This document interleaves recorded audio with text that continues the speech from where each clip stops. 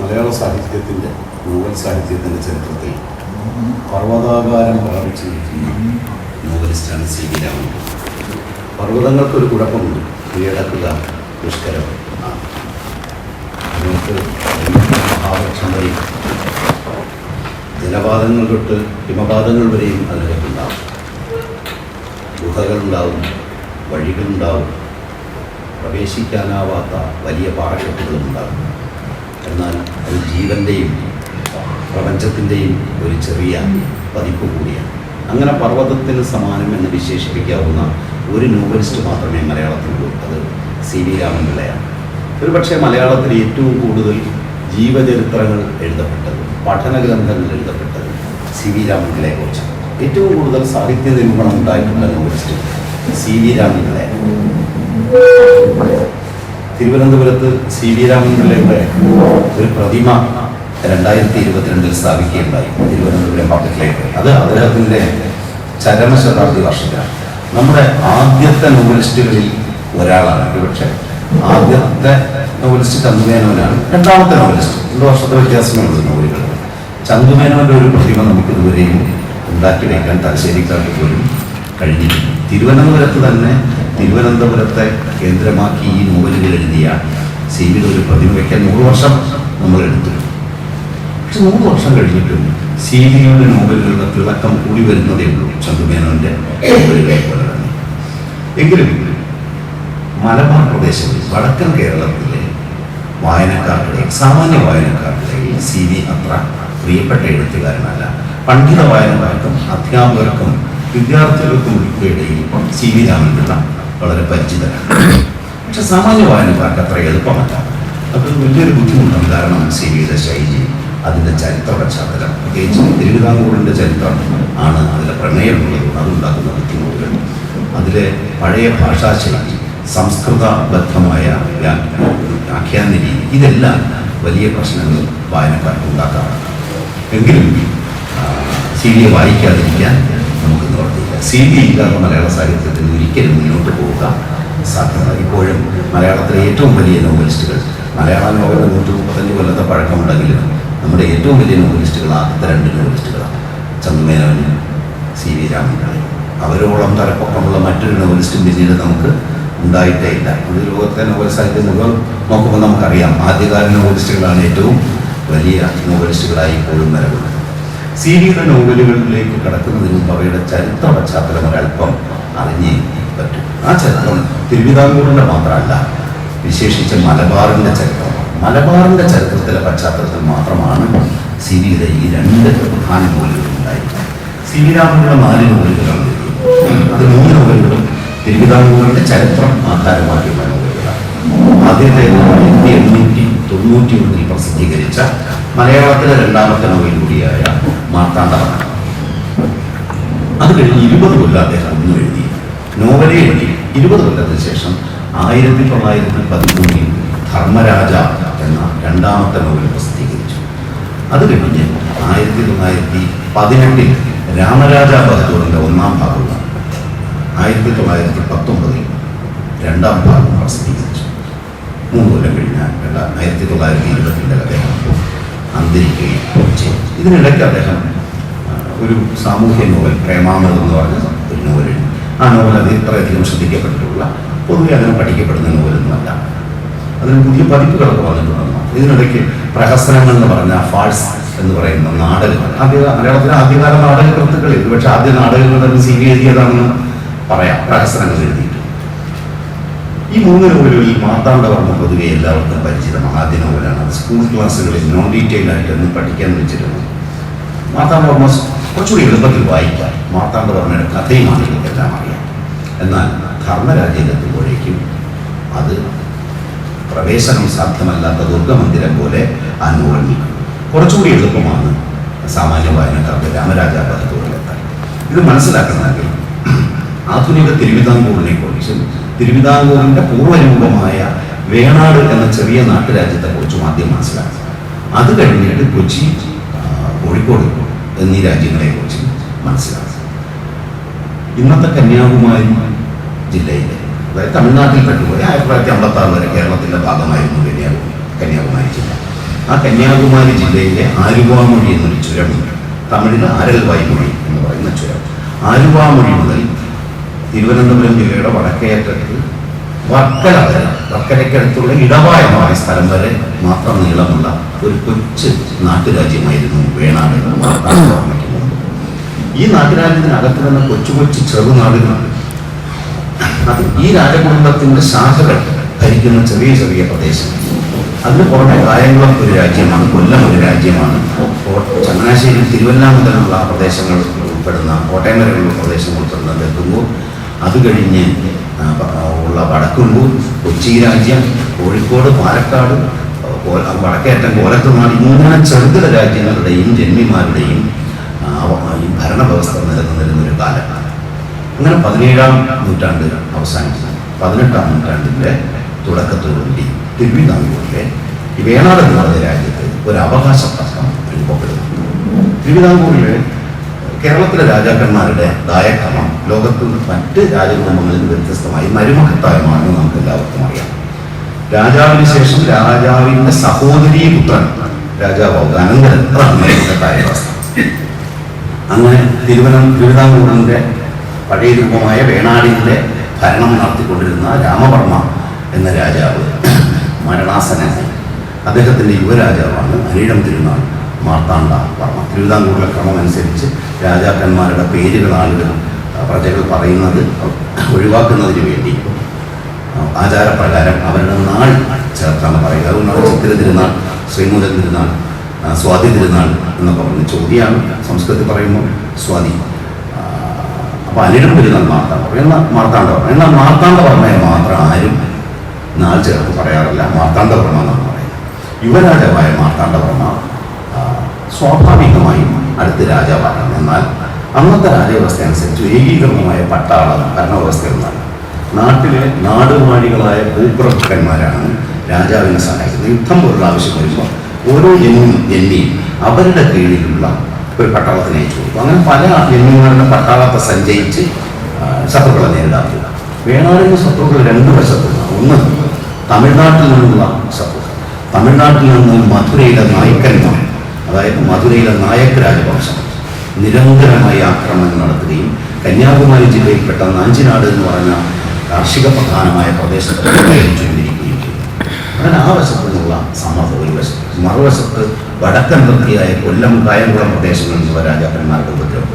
കോഴിക്കോട്ടെ സാമൂതിരിയും കൊച്ചി രാജാവും ഒന്നും തെക്കോട്ട് പോകാറില്ല. അതിനിടയ്ക്ക് ഒരുപാട് രാജാക്കന്മാരുള്ളതുണ്ട്. പക്ഷെ മാർത്താണ്ഡവർമ്മ ഇതൊന്നുമല്ല നേരിട്ട പ്രശ്നം. മാർത്താണ്ഡവർമ്മയുടെ കിരീടം മറ്റ് ചിലർ ആഗ്രഹിക്കുന്നുണ്ടായിരുന്നു. അന്നത്തെ രാജാവ് രാമവർമ്മയ്ക്ക് ഒരു നായർ സ്ത്രീയിലുണ്ടായ 2 മക്കൾ, പപ്പുത്തമ്പി എന്നും രാമൻ തമ്പി എന്നും അറിയപ്പെടുന്ന 2 തമ്പിമാർ. രാജാക്കന്മാർക്ക് നായർ സ്ത്രീകളിലുണ്ടാകുന്ന സമ്മർദ്ദത്തിലുണ്ടാകുന്ന പുത്രന്മാർക്ക് തിരുവിതാംകൂറിലെ സ്ഥാനപ്പേരാണ് തമ്പി. ഒരു നായർ വീട്ടിൽ നിന്ന് രാജാവ് ഒരു സ്ത്രീയെ വിവാഹം കഴിച്ചാൽ അത് ആ വിവാഹത്തിൻ്റെ കുട്ടികൾക്ക് ഒരിക്കലും രാജാധികാരം കിട്ടുകയില്ല. കാരണം അവിവാഹിതരാണ്, സമ്മർദ്ദം മാത്രമാണ്. ആ സംബന്ധം കഴിഞ്ഞാൽ ആ കുടുംബത്തിൽ പിന്നീട് പറക്കുന്ന എല്ലാവരുടെയും സ്ഥാനപ്പേര് ആൺകുട്ടികൾക്ക് തമ്പി എന്നും, അത് സമുദായമായ തന്നെയാണ്. പെണ്ണുങ്ങൾക്ക് തങ്കച്ചി എന്നുമായി. അങ്ങനെ പല തമ്പിമാരെയും തമ്പിയൊക്കെ നിങ്ങൾ കേട്ടുകാണും. അപ്പോൾ ആ വീടുകൾ അമ്മ വീടുകൾ എന്നാണ് അറിയപ്പെടുക. അങ്ങനെ പല അമ്മ വീടുകളും ഇപ്പോഴും തിരുവനന്തപുരം നഗരത്തിലുണ്ട്. ഇന്ന് അതൊക്കെ വലിയ ഹോട്ടലുകളും വലിയ അതിഗംഭീരങ്ങളായ മന്ദിരങ്ങളാണ്. അവയെല്ലാം അങ്ങനെ ഹോട്ടലുകളൊക്കെ ആയി മാറിക്കഴിഞ്ഞു. അങ്ങനെ ഈ പപ്പുത്തമ്പിയും രാമൻ തമ്പിക്കും രാജാധികാരത്തിന് താല്പര്യം. അവരാവശ്യപ്പെട്ടിരുന്നത് തങ്ങളുടെ പിതാവായ രാജാവ് തന്ന സ്വത്ത് മുഴുവൻ ഇനി ഞങ്ങളുടെ കൈവശമായിരിക്കും, രാജാവിൻ്റെ കാലശേഷം അത് രാജ്യത്തിൻ്റെ വകയല്ല എന്നവരവകാശപ്പെട്ടു. അവരെ സഹായിക്കാൻ 8 വീട്ടിൽ പിള്ളമാർ എന്ന് പറഞ്ഞ അതിശക്തരായ 8 നായർ ജന്മിമാരുണ്ടായിരുന്നു. ഈ 8 പിള്ളമാരുടെയും പേരുകൾ ശ്രീവീണ മാർത്താണ്ഡവർമ്മ. ഈ 8 പിള്ളമാരെയും മാർത്താണ്ഡവർമ്മ പിന്നീട് അധികാരം നേടി ഇവരെ തോൽപ്പിച്ചു. 8 പേരെയും തൂക്കിക്കൊടുത്തു. 8 പേരുടെയും കുടുംബങ്ങൾ വിളിച്ചു നിരത്തി, തറവാടുകൾ വിളിച്ചു നിരത്തി കുളം തോന്നി, വലിയ കുളങ്ങൾ ഉണ്ടാക്കി. അവരുടെ പെണ്ണുങ്ങളെയും ചെറിയ കുട്ടികളെയും തുറകേക്ക് വെച്ചാൽ തുറയെ കൊണ്ടേ മുക്കോട്ട് കൊടുത്തു. അതോടുകൂടി ജാതി പ്രശ്നം ഉണ്ടായി. സമുദായത്തിലേക്ക് തിരിച്ചു വരാൻ ആകാതെ ഇങ്ങനെ നിഷ്ഠുരമായ പ്രവർത്തനങ്ങൾ. യഥാർത്ഥ ഈ 8 പിള്ളമാരുടെയും 8 വീട്ടിൽ പിള്ളമാർന്ന വാക്കെല്ലാവർക്കും അറിയാം. പക്ഷേ CV-യുടെ നോവലിൽ പറയുന്ന എട്ടുവീട്ടിൽ പിള്ളമാരല്ല യഥാർത്ഥ ചരിത്രത്തിലെ എട്ടുവീട്ടിൽ പിള്ളമാർ. അത് തിരുവിതാംകൂറിൽ മാർത്താണ്ഡവർമ്മ തൂക്കുന്ന പിള്ളമാരിലാരും ഈ പിള്ളമാര് അല്ല. ഇത് CV ഭാവനയ്ക്ക് വേണ്ടി സൗകര്യപ്രദമായി ചെയ്തതാണ്. തിരുവനന്തപുരത്ത് ശ്രീപത്മനാഭ സ്വാമി ക്ഷേത്രത്തിന്റെ ഭരണവുമായി ബന്ധപ്പെട്ട 6 വീട്ടുകാർക്ക് മറ്റൊരു ജന്മി കുടുംബമാണ്. ഈ 6 വീട്ടുകാരും 8 വീട്ടുകാരും എല്ലാം രാജാവിനെതിരായ ചില നിലപാടുകൾ എടുത്തിരുന്നു. CV നോവലെഴുതുന്നതിന് മുമ്പ് 1 നൂറ്റാണ്ട് മുമ്പുള്ള മാർത്താണ്ഡവർമ്മയുടെ അതായത് 18-ാം നൂറ്റാണ്ടിൻ്റെ തുടക്കത്തിൽ മാർത്താണ്ഡവർമ്മ നേരിട്ട പ്രശ്നം ആഭ്യന്തര ശത്രു നാട്ടിലെ പ്രബലരായ നായർ ജന്മിമാരെ നേരിടണം, അതേസമയം തെക്ക് തമിഴ്നാട്ടിൽ നിന്ന് വരുന്ന വിദേശ ശക്തികളെയും നേരിടണം. ഇതിനെ രണ്ടിനെയും നേരിട്ടുകൊണ്ട് തൻ്റെ രാജസ്ഥാനം ഉറപ്പിച്ചെടുക്കുകയും വേണം. ഇതിനു വേണ്ടി ഒരു വലിയ സമരം അദ്ദേഹം നടത്തി. പക്ഷേ അദ്ദേഹത്തെ കൊല്ലാനുള്ള ഗൂഢാലോചനകൾ ഈ നായർ ജന്മിമാർ ഒരു വശത്ത് നടത്തുന്നു. പുറത്തുനിന്ന് വലിയ ശത്രുക്കളുടെ ഒരു പടവിലാണ്, അകത്ത് ആഭ്യന്തര ശക്തികൾ എപ്പോഴും ഈ ചെറുപ്പക്കാർ 24 വയസ്സേ ഉള്ളൂ കത്ത് നടക്കുന്ന കാലത്ത് മാർത്താണ്ഡവർമ്മയ്ക്ക് അദ്ദേഹം കൊല്ലപ്പെടാം. അദ്ദേഹത്തിൻ്റെ ഒപ്പം നിൽക്കുന്ന നായർ ജന്മിമാർ വിശ്വസ്തരും വേറെയുണ്ട്. ഇതാണ് കഥാപശ്ചാത്തലം. ഈ അനിഴംപെരുമാൾ മാർത്താണ്ഡവർമ്മ ആധുനിക കേരളത്തിൻ്റെ ശില്പികളിൽ ഒരാളാണ്. 1729 മുതൽ 1758 വരെ 18-ാം നൂറ്റാണ്ടിൻ്റെ മധ്യഭാഗത്താണ് അദ്ദേഹം 29 കൊല്ലത്തോളം തിരുവിതാംകൂർ വേണാട് ധരിച്ചു. ഈ വേണാട് ധരിച്ച അദ്ദേഹം ശത്രുക്കൾ അമർച്ച ചെയ്തു. ഈ ചെറിയ സ്ഥലം, അതായത് ആലുവ മുതൽ കന്യാകുമാരി മുതൽ വർക്കല വരെയുള്ള ഈ പ്രദേശത്തെ ഈ ചെറിയ രാജ്യത്തെ അദ്ദേഹം രാജാവായി കഴിഞ്ഞ ഉടൻ കൊച്ചു കൊച്ചു അയൽ രാജ്യങ്ങളെ മുഴുവൻ ബന്ധുക്കളുടേതാണ് പല നാടുകളും നിഷ്ഠുരമായി അടിച്ചമർത്തി പിടിച്ചെടുത്ത് സ്വന്തം രാജ്യത്തോട് കൂട്ടിച്ചേർത്തു. കായംകുളം കീഴടക്കി, കൊല്ലം കീഴടക്കി, കൊട്ടാരക്കര കീഴടക്കി, ഇളയകത്ത് സ്വരൂപം നടന്നു കൊട്ടാരക്കര കഴിഞ്ഞ് നെടുമങ്ങാട് എന്ന് പറഞ്ഞ പ്രദേശം പേരകത്ത് സ്വരൂപം എന്നാണ് പറയുന്നത്. ഇതെല്ലാം പിടിച്ചെടുത്തു. കൊച്ചി രാജ്യത്തിൻ്റെ അതിർത്തി വരെ അദ്ദേഹം ഒരിക്കലും കൊച്ചിയിലേക്ക് പടനീങ്ങിയതേ ഇല്ല. അങ്ങനെ തെക്കേ അറ്റത്ത് നിന്ന് കന്യാകുമാരിയിൽ നിന്ന് തുടങ്ങി കേരളത്തിൻ്റെ മധ്യഭാഗം വരെയുള്ള ഒരു വലിയ രാജ്യം ഉണ്ടാക്കിയെടുത്തു എന്നുള്ളതാണ് അദ്ദേഹത്തിൻ്റെ ഏറ്റവും വലിയ പ്രത്യേകത. നായർ ജന്മിത്വത്തിൻ്റെ അടിത്തറ അദ്ദേഹം തകർത്തു. മലബാറിലേതുപോലെ നമ്പൂതിരി ജന്മിത്വം തിരുവിതാംകൂറിലില്ല. പരശുരാമൻ സ്ഥാപിച്ചു എന്ന് പറയപ്പെടുന്ന 32 ബ്രാഹ്മണ ഗ്രാമങ്ങൾ തിരുവിതാംകൂറിൻ്റെ വടക്കേ അറ്റമായ ചെന്നൈയൂരിൽ വെച്ച് അവസാനിക്കും. ഏറ്റവും കൂടുതൽ ഗ്രാമങ്ങളുള്ളത് മലപ്പുറം ജില്ലയിലാണ്, ശുഭപുരം ഉൾപ്പെടെയുള്ള ഗ്രാമങ്ങൾ. തിരുവിതാംകൂറിൽ നമ്പൂതിരി ജന്മിത്വമില്ല, പകരം നായർ ജന്മിത്വമേ. നായർ ജന്മിമാരാണ്. പട്ടാളം അവരുടെ കയ്യിലാണ്, വിദ്യാഭ്യാസം, സ്വത്ത്, ഈവൻ അധികാരം പോലും അവരുടെ കയ്യിലാണ്. ആ ജന്മിത്വത്തിൻ്റെ അടിത്തറ തകർത്ത് ഗവൺമെന്റാലിറ്റി കൊണ്ട് പുതിയ സർക്കാരിനെ, രാജാവിനെ കേന്ദ്രീകരിക്കുന്ന ഒരു സർവാധിപത്യ ഭരണ സമുദായം അദ്ദേഹം കൊണ്ടുവന്നു. അതാണ് മാർത്താണ്ഡവർമ്മയുടെ പ്രത്യേകത. പിന്നെ അദ്ദേഹം വളരെ പ്രധാനപ്പെട്ട 2 കാര്യങ്ങൾ കൂടി ചെയ്തു. ഒന്ന്, 1730-33 കാലഘട്ടത്തിൽ 18-ാം നൂറ്റാണ്ടിൻ്റെ 4ാമത്തെ ദശകത്തിൽ അദ്ദേഹം തിരുവനന്തപുരത്ത് ശ്രീപത്മനാഭ സ്വാമി ക്ഷേത്രം ഇന്ന് കാണുന്ന രൂപത്തിൽ പുതുക്കിപ്പണിതു. അതുവരെ പത്മനാഭ സ്വാമി ക്ഷേത്രം പലതവണ തീ വയ്ക്കപ്പെടുകയും നശിപ്പിക്കപ്പെടുകയും ഒക്കെ ചെയ്തു. എന്നും തിരുവിതാംകൂർ രാഷ്ട്രീയത്തിൻ്റെ കേന്ദ്രം ഈ ക്ഷേത്രമാണ്. ഈ ക്ഷേത്രം ഇന്ന് എത്ര പ്രധാനപ്പെട്ടതാണെന്നും അതിൻ്റെ ഭാരിച്ച സ്വത്തുമല്ല നമുക്കറിയാം. ആ കാലഘട്ടം അറിഞ്ഞുകൂടെ എന്താ ഇതിനകത്തിരിക്കുന്നത്. അടുത്ത കാലത്ത് യാദൃച്ഛികമായി കണ്ടെത്തിപ്പോയ കാര്യം. 1730 ഈ ക്ഷേത്രം പുതുക്കിപ്പണിതു. ഇന്ന് കാണുന്ന ബൃഹദാകാരത്തിൽ അത് ഉണ്ടാക്കിയെടുത്തത് മാത്രമല്ല, തിരുവനന്തപുരത്തെ കോട്ട കെട്ടി ഉറപ്പിച്ചു. അന്ന് തിരുവനന്തപുരമല്ല തലസ്ഥാനം, പത്മനാഭപുരം. ഇന്ന് കന്യാകുമാരി ജില്ലയിൽപ്പെട്ട പത്മനാഭപുരമാണ് തലസ്ഥാനം. മാർത്താണ്ഡവർമ്മയുടെ കാലത്ത് തലസ്ഥാനം തിരുവനന്തപുരത്ത് മാറ്റിയിട്ടേയില്ല. പക്ഷേ തന്ത്രപ്രധാനമായ എല്ലാ കാര്യങ്ങളും തിരുവനന്തപുരം കേന്ദ്രീകരിച്ചാണ് നടന്നുകൊണ്ടിരുന്നത്. 1750 മാർത്താണ്ഡവർമ്മ വളരെ പ്രധാനപ്പെട്ട ഒരു രാഷ്ട്രീയ നീക്കം നടത്തി. രാജ്യവിസ്തൃതി കൂട്ടി കൊച്ചി രാജ്യത്തിൻ്റെ അതിർത്തി വരെ തിരുവിതാംകൂറിനെ വലുതാക്കിയ ശേഷം ഈ രാജ്യം അപ്പാടെ അദ്ദേഹം ശ്രീപത്മനാഭന് കാണിക്ക വെച്ചു. തൃപ്പടിദാനം എന്നാണ് അറിയപ്പെടുന്നത്. അത് കാണിക്ക വെച്ചു എന്ന് മാത്രമല്ല, അദ്ദേഹം രാജസ്ഥാനം ശ്രീപത്മനാഭദാസൻ എന്ന പേരിൽ ഏറ്റെടുത്തു. ഇത് വലിയൊരു രാഷ്ട്രീയ നീക്കമായിരുന്നു. കാരണം രാജാവിൻ്റെ മുകളിൽ ആരും ഭരണഘടന വരുമ്പോൾ ശ്രീപത്മനാഭനാണ്. അപ്പോൾ നിങ്ങൾക്ക് നാട്ടുകാർക്ക് എന്തെങ്കിലും പ്രശ്നമുണ്ടെങ്കിൽ ആരോട് പോയി പറഞ്ഞാൽ മതി. രാജ്യത്തിൻ്റെ യഥാർത്ഥ ഉടമസ്ഥനായ ശ്രീപത്മനാഭനോട് പറഞ്ഞ് ഞങ്ങൾക്ക് നമുക്ക് പറയാൻ പറ്റുന്നുണ്ട്. അപ്പോൾ ശ്രീപത്മനാഭൻ്റെ ദാസനായി മാർത്താണ്ഡവർമ്മ ധരിക്കും. 1758 അദ്ദേഹം മരിച്ചു. അദ്ദേഹത്തിൻ്റെ അവസാന വർഷങ്ങളിൽ വളരെ ദുരിതമയം ആയിരുന്നു. അത് അദ്ദേഹത്തിന് അരയ്ക്ക് താഴെ പാരാലിസിസ് വന്നു. അദ്ദേഹം തളർന്നു. ഇതിന് വളരെ പ്രായമുണ്ടായിരുന്നു. ആ പാരാലിസിസ് വന്നത് അദ്ദേഹം താൻ ചെയ്തു കൂട്ടിയ വേണമെങ്കിൽ നമുക്ക് പാപം നിഷ്ഠുരതയാണ്. ചോരയുടെ ഇരുമ്പിൻ്റെയും നീതി മാത്രമേ മാർത്താണ്ഡവർമ്മ ചെയ്തിട്ടുള്ളൂ. പക്ഷേ രാജ്യത്തെ തരരുത്. ഏകീകൃത ഭരണ സംവിധാനം ഉണ്ടാക്കി, ജനങ്ങളുടെ ജീവിതം മെച്ചപ്പെട്ടു. പക്ഷേ ശത്രുക്കളോടും ജന്മിമാരോടും ഒരു ദയവും ഉണ്ടായിരുന്നില്ല. അദ്ദേഹം അവസാനം വരെയും അതിനകത്ത് കുറ്റബോധം അദ്ദേഹത്തിന് ഉണ്ടായിരുന്നില്ല. ആകെ ചെയ്ത കാര്യം നെയ്യാറ്റിൻകര ശ്രീകൃഷ്ണ സ്വാമി ക്ഷേത്രം ഉണ്ടാക്കി പ്രായച്ചിത്തമായിട്ട് അരയ്ക്ക് തളർന്നതിന് ശേഷം അങ്ങനെ 2 ക്ഷേത്രങ്ങൾ നിർമ്മിച്ചു എന്നല്ലാതെ ഒന്നും ചെയ്തതേയില്ല. അദ്ദേഹത്തിന് ശേഷം സ്വാഭാവികമായിട്ട് അദ്ദേഹത്തിൻ്റെ അനന്തരവൻ കാർത്തിക തിരുനാൾ രാമവർമ്മ രാജാവായി. കാർത്തിക തിരുനാൾ രാമവർമ്മ അമ്മാവനെ പോലെ യുദ്ധപുതിയനൊന്നുമായിരുന്നു. പക്ഷെ അദ്ദേഹത്തിൻ്റെ കാലത്താണ് ഏറ്റവും വലിയ യുദ്ധങ്ങൾ മുഴുവൻ ഉണ്ടായത്. അദ്ദേഹം പണ്ഡിതനാണ്, കവിയാണ്, സംഗീതശാസ്ത്ര വിദഗ്ധനാണ്, നാട്ടകഥാകൃത്താണ്. കഥകളിയെ ഒരു ദേശീയ കലാരൂപമായി വികസിച്ചത് ഏറ്റവും വലിയ പങ്കുവഹിച്ചത് അദ്ദേഹമായ കാർത്തിക തിരുനാൾ രാമവർമ്മ. അദ്ദേഹത്തിനെ ആളുകൾ ധർമ്മരാജാവ് എന്നാണ് വിളിച്ചത്. ധാർമ്മികനായി അദ്ദേഹത്തിൻ്റെ കാലത്താണ് ടിപ്പുവിൻ്റെയും ഹൈദറിൻ്റെയും ആക്രമണത്തിൽ മലബാറിലെ ചെറിയ രാജകുടുംബങ്ങളും പ്രഭുക്കന്മാരും എല്ലാം വിഷമിപ്പിച്ച കാലത്ത് എല്ലാവരും അവരുടെ പ്രജകളെയും ജനങ്ങളെയും ഉപേക്ഷിച്ച് കയ്യിൽ കിട്ടിയ സ്വത്ത് കൊണ്ട് തിരുവിതാംകൂറിലേക്ക് രക്ഷപ്പെട്ടു. എല്ലാ ആളുകളെയും തിരുവിതാംകൂർ 2 കൈയിൽ നീട്ടി സ്വീകരിക്കുകയും തിരുവിതാംകൂറിൽ പല സ്ഥലങ്ങളിലായി അവരെയൊക്കെ താമസിപ്പിക്കുകയും ചെയ്തു. അങ്ങനെ ഇവിടുന്ന് പോയ രാജവംശങ്ങളിൽപ്പെട്ടവരാണ് പിന്നീട് തിരുവിതാംകൂർ പ്രജകളായി മാറി വലിയ മലയാള സാഹിത്യത്തിന് വലിയ സംഭാവനകൾ നൽകി. ഉദാഹരണം കേരളവർമ്മ വലിയ കോയിത്തമ്പുരാനും രാജരാജവർമ്മയൊക്കെ പരപ്പനാട്ടുകാരായ രാജവംശം അന്ന് തിരുവിതാംകൂറിന് അഭയം പ്രാപിച്ച ആ കുടുംബത്തിൽ തിരുവിതാംകൂറുകാരുമായി കലർന്നുണ്ടായ സംഗതി പരമ്പരകളിൽ പെട്ടവരാണ്. അങ്ങനെ തിരുവിതാംകൂർ മലബാറുകാർക്കൊന്നും പരിചയമില്ലാത്ത ആദ്യം തിരുവിതാംകൂറുകാരനെ തല്ലിക്കൊല്ലണം എന്നുള്ള വാദത്തിനൊറ്റ ആളുകളല്ല, മലബാറുകാർ പണ്ടേ അവിടെ ഉണ്ടായിരുന്നു. ഈ മലബാറുകാർക്കെല്ലാം 2 കൈയിൽ നീട്ടി സ്വീകരിച്ച എല്ലാ സൗകര്യങ്ങളും ചെയ്തു കൊടുത്ത രാജവംശമാണ് അത്. ഇവിടുന്ന് മാത്രമല്ല, അവര് ദത്തെടുക്കുമ്പോൾ ആൺതരി ഇല്ലാതായി കഴിഞ്ഞാൽ ദത്തെടുക്കണം. അവരൊരിക്കലും കൊച്ചിയിൽ നിന്ന് കോഴിക്കോട് ദത്തെടുക്കില്ല. കോലത്ത് നാട്ടിൽ നിന്ന് മാത്രമേ, കണ്ണൂർ കോഴത്ത് നാട്ടിൽ നിന്ന് മാത്രമാണ് ദത്തെടുത്തത്. അങ്ങനെ ദത്തെടുത്ത ഒരു രാജകുമാരിയിൽ നിന്ന് ഉണ്ടായ മകനാണ് മാർത്താണ്ഡവർമ്മ. അങ്ങനെ അദ്ദേഹം ഒരു കേരള പുത്രനാണ്. അദ്ദേഹത്തെ ഒരു തിരുവിതാംകൂർ പുത്രൻ മാത്രമായി കാണേണ്ട ആളല്ല. ധർമ്മരാജാവ് തിരുവിതാംകൂർ ജനിച്ചു. അദ്ദേഹത്തിൻ്റെ കാലത്ത് രാജാ കേശവദാസ് എന്ന് പറഞ്ഞ ഒരു വലിയ ദിവാൻ അദ്ദേഹത്തിനുണ്ടായി. കേശവപിള്ള എന്നാണ് പേര്. ബ്രിട്ടീഷുകാരാണ് രാജാ കേശവദാസ്. അത്രയധികം സ്ട്രാറ്റജിസ്റ്റായ ഈ ദിവാന്റെ സഹായത്തോടെ അദ്ദേഹം നല്ല ഭരണം നടത്തി.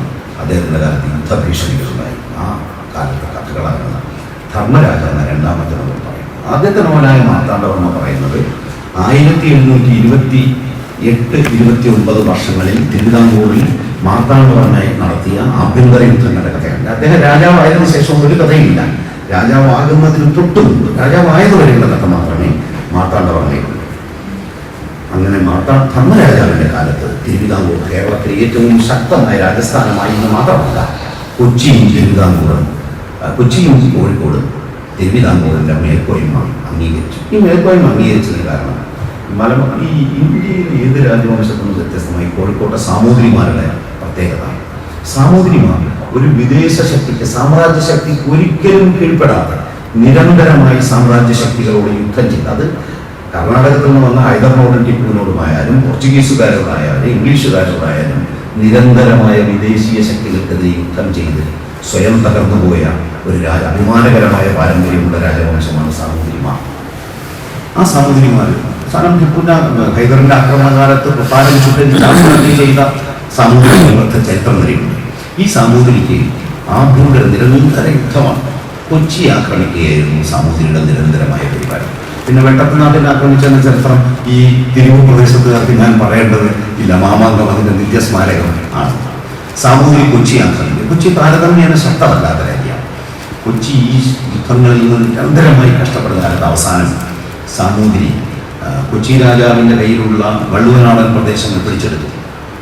ഇനി മാർഗമില്ല, നേരെ ചെന്ന് തിരുവിതാംകൂറിലെ രാജാവിനെ അഭയം പ്രാപിച്ചു. കൊച്ചി രാജാവ് 1762 തിരുവനന്തപുരത്ത് ചെന്ന് തെക്കോട്ട് പോയി. തലസ്ഥാനം പത്മനാഭപുരമാണ്. അതുകൊണ്ട് പത്മനാഭപുരത്ത് ചെന്ന് കാർത്തിക തിരുനാളിനെ കണ്ടു. ഞങ്ങളെ സഹായിക്കണം സാമൂതിരിക്കെതിരെ. ശുചീന്ദ്രം ക്ഷേത്രത്തിൽ, നാഗർകോവിലിനടുത്തുള്ള അതിപ്രധാനമായ ക്ഷേത്രങ്ങളിൽ നിന്നാണ് ശുചീന്ദ്രൻ ക്ഷേത്രം. ശുചീന്ദ്രൻ കൈമുക്കെന്നൊക്കെ എല്ലാവർക്കും അറിയാം. ശുചീന്ദ്രൻ ക്ഷേത്രത്തിൽ വെച്ച് 1862 കൊച്ചി രാജ്യവും തിരുവിതാംകൂറും ഒരു സന്ധി ചേർന്നു. ആ സന്ധി കൊച്ചിക്കെതിരെയുള്ള യുദ്ധത്തിൽ തിരുവിതാംകൂറിൻ്റെ സൈന്യം, കൊച്ചിക്കെതിരെ സാമൂതിരി പടനീക്കം നടത്തുകയാണെങ്കിൽ തിരുവിതാംകൂർ സൈന്യം അവർക്ക് വേണ്ടി യുദ്ധം ചെയ്യും. 1862 അവസാനം കൊച്ചി രാജ്യത്തിനെതിരെ സാമൂതിരി യുദ്ധം ചെയ്തു. തിരുവിതാംകൂറിൽ പട്ടാളത്തിന് അയച്ചു കൊടുത്തു. ആ പട്ടാളം രാജാ കേശവദാസൻ അന്ന് ദിവാനാണ്. അദ്ദേഹത്തിൻ്റെയും അന്ന് ദിവാനായിട്ടില്ല, അന്നത്തെ ദിവാൻ അയ്യപ്പൻ മാർത്താണ്ഡപിള്ളയും ചേർന്ന് ആ യുദ്ധം നയിക്കുകയും 8 മാസം നീണ്ട യുദ്ധത്തിൻ്റെ ഭാഗമായി സാമൂതിരി തോറ്റു പിൻവാങ്ങുകയും ചെയ്തു. അത് കഴിഞ്ഞ് കൊച്ചി രാജാവ് വലിയ യുദ്ധക്കടം കൊടുത്ത് തീർക്കേണ്ടി വന്നു. തിരുവിതാംകൂർ യുദ്ധത്തിൻ്റെ ചെലവ് കൊടുക്കാൻ നിവർത്തിയില്ല. അതിൻ്റെ ഭാഗമായിട്ട് രാജാ കേശവദാസൻ വളരെ തന്ത്രപരമായി നീക്കം നടത്തി. പണമില്ലെങ്കിൽ വസ്തു വിട്ടു തന്നാൽ മതി. അങ്ങനെ കൊച്ചി രാജ്യത്തിൻ്റെ ഭാഗമായിരുന്ന പറവൂർ ആലങ്ങാട് താലൂക്കുകൾ തിരുവിതാംകൂറിൻ്റെ ഭാഗമായി മാറി. ആലുവ എന്ന് പറഞ്ഞ കൊച്ചി രാജ്യവും കഴിഞ്ഞു കിടക്കുന്ന ആലുവയും പെരിയാറിൻ്റെ കര വരെ തിരുവിതാംകൂറിൻ്റെ അതിർത്തിയായി മാറി. ഇക്കാലത്ത് നമ്മുടെ പല എഴുത്തുകാരും തിരുവിതാംകൂറുകാരായി മാറിയത് അങ്ങനെ ആണ്. അവരുടെ പറവൂർ ആലങ്ങാട് താലൂക്കുകൾ തിരുവിതാംകൂറിൻ്റെ പ്രദേശം പറവൂർ തിരുവിതാംകൂറിൻ്റെ വടക്കേറ്റത്തെ ഏറ്റവും പ്രധാനപ്പെട്ട ഭരണകേന്ദ്രമായി മാറി. തോറ്റ സാമൂതിരിക്കും അടങ്ങി നിൽക്കാൻ കഴിയില്ല. അടുത്ത വർഷം 1863 തുടക്കത്തിലായ അദ്ദേഹം ശുചീന്ദ്രത്ത് പത്മനാഭപുരത്തെത്തി ധർമ്മരാജാവിനെ കണ്ടു സന്ധിക്ക് അപേക്ഷിച്ചു. അപ്പോൾ ധർമ്മരാജാവ് ആവശ്യപ്പെട്ടു, ഇനി 2 കാര്യം ചെയ്യണം. ഒന്ന്, കൊച്ചിയുമായി യുദ്ധം ചെയ്യരുത്. കേരളത്തിലെ രാജാക്കന്മാർ പരസ്പരം യുദ്ധം ചെയ്യാൻ പാടില്ല. അത് സത്യനെ സംബന്ധിച്ചു എനിക്കില്ല. നമ്മുടെ ബന്ധുക്കളായ നമ്മുടെ യുദ്ധം. അപ്പോൾ ധർമ്മരാജാവ് പറഞ്ഞു, എന്നൊരു കാര്യം ചെയ്യണം. യുദ്ധ ചെലവ് ഞങ്ങൾക്ക് 8 മാസം യുദ്ധം ചെയ്തപ്പോൾ കുറച്ച് പണം ചെലവായി. ആ പണം തരണം. 1.5 ലക്ഷം രൂപ, 18-ാം നൂറ്റാണ്ടിലെ 1.5 ലക്ഷം രൂപയാണ്. ആ 1.5 ലക്ഷം രൂപ തിരുവിതാംകൂറിന് കൊടുത്ത് കൊച്ചി പ്രബലനായ ഒരു സുഹൃത്തിനെ, കോഴിക്കോട് പ്രബല സുഹൃത്തിനെ നേടി. സത്യത്തിൽ വെറുതെ ഒന്നുമല്ല സാമൂതിരി തെക്കോട്ട് പോയി ഈ സന്ധ്യയൊക്കെ തിരുവനന്തപുരം വരെയൊക്കെ അന്ന് പോകുന്ന കാര്യം നിങ്ങൾ ആലോചിക്കണം. വിമാനവും ട്രെയിനൊന്നും ഇല്ലല്ലോ. 18-ാം നൂറ്റാണ്ടിൻ്റെ 1700-കളാണ്. ആ കാലത്ത് എത്ര എളുപ്പമല്ല. ഇതെല്ലാം വെറുതെ ഉണ്ടായതല്ല, മറിച്ച് സാമൂതിരി അതിനേക്കാൾ വലിയ ഒരു ശത്രുവിൻ്റെ ഭീഷണികളിലായിരുന്നു. മൈസൂരിലെ വെറും ഒരു സർവാധികാരിക്കാരായിരുന്ന ഹൈദർ അലി മൈസൂരിൻ്റെ സുൽത്താനായി മാറി. 1761 മുതൽ ഹൈദറിൻ്റെ ഭരണം തുടങ്ങി. പല തവണ ഹൈദർ കോഴിക്കോടിനെ ആക്രമിക്കാനുണ്ടായി. ഈ ഹൈദറിൻ്റെ പട വടക്കൻ കേരളം മുഴുവൻ പിടിച്ചത് സാമൂതിരിയെ ഏത് സമയവും കീഴ്പ്പെടുത്താം. അങ്ങനെ ഒരു സംഗതി ഉണ്ടായാൽ അതിപ്രബലനായ മറ്റൊരു സഹായി വേണം. ആ സഹായി തിരുവിതാംകൂറായിരിക്കും. അതിനുവേണ്ടിയാണ് ഈ സന്ധി ചെയ്തത്. ഈ സന്ധി ചെയ്യുകയും ഹൈദർ പലതവണ കോഴിക്കോടിനെ ആക്രമിക്കുകയും ചെയ്തു. സന്ധി ചെയ്ത് 3 വർഷം കഴിഞ്ഞു. സന്ധി 1763 ഒപ്പിട്ടത്. 3 കൊല്ലം കഴിഞ്ഞ് 1766 ഹൈദർ കോഴിക്കോട് ആക്രമിച്ചു. കോഴിക്കോട് കീഴ്പ്പെടുത്തി, പാലക്കാട് കീഴ്പ്പെടുത്തി. ഹൈദർ ഒരു പ്രത്യേക ഭരണ സംവിധാനം ഏർപ്പെടുത്തിയിട്ട് ഒരു ലോക്കൽ ഗവർണറെ കുറിച്ച് അദ്ദേഹം മടങ്ങിപ്പോയി.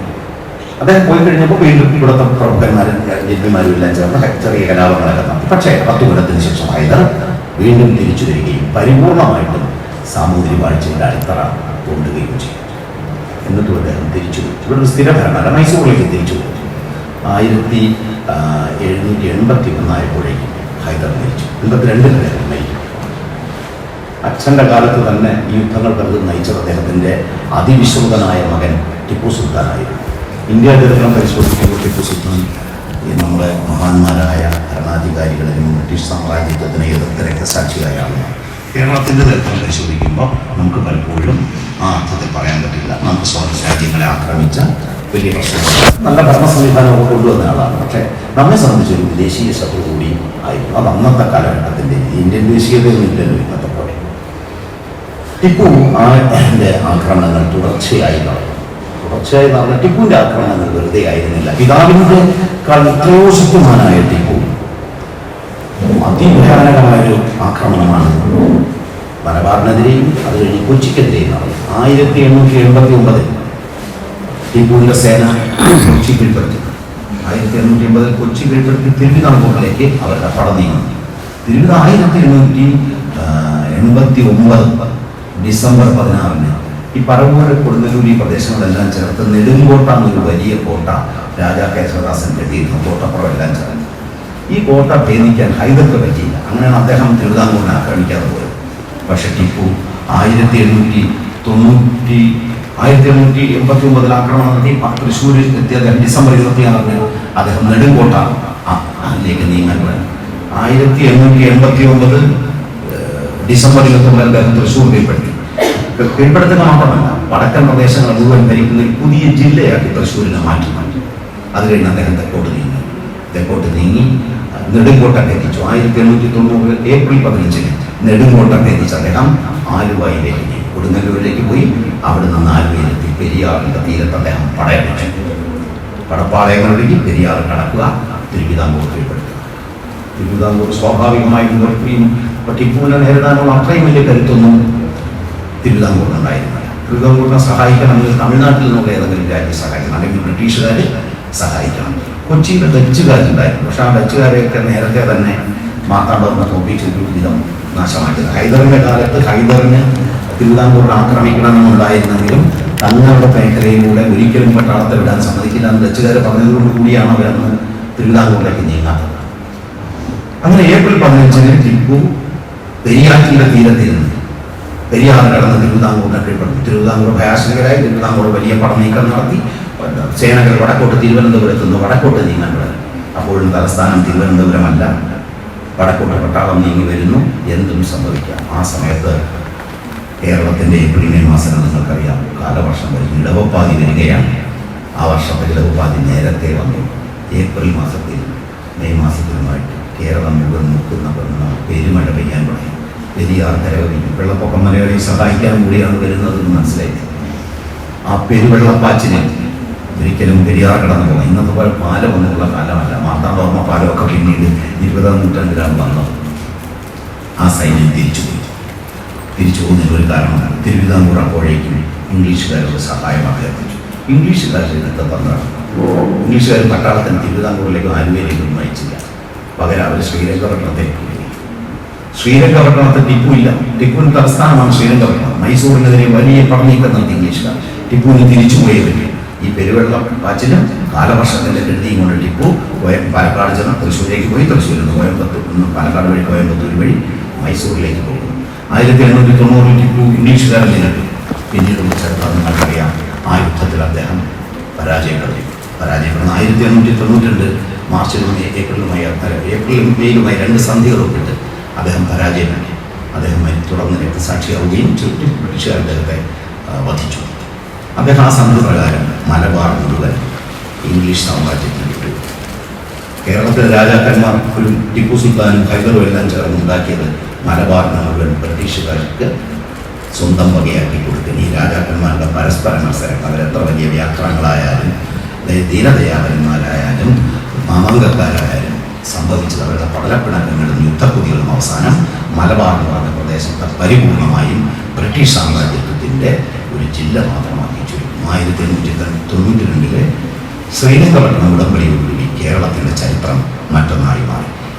ടിപ്പു തിരുവിതാംകൂറിലേക്ക് പട നീങ്ങുന്ന 1889 പടനീക്കവും 90 പിൻവാങ്ങൽ, ഈ ഏതാനും മാസങ്ങൾക്കിടയിൽ ഒരു വർഷത്തിനുള്ളിൽ നടക്കുന്ന ആ കഥാകാലം, ആ പശ്ചാത്തലമാണ് സിബിയുടെ 3ാമത്തെ നോവലായ രാമരാജ ബഹദൂറിൻ്റേത്. അപ്പോൾ അങ്ങനെ 18ാം നൂറ്റാണ്ടിലെ കേരളത്തിൽ നടന്ന ചരിത്ര സംഭവം 1898 ടിപ്പു മരിക്കും. 98 ധർമ്മരാജാവ് കാർത്തിക തിരുനാളും മരിക്കുന്നു.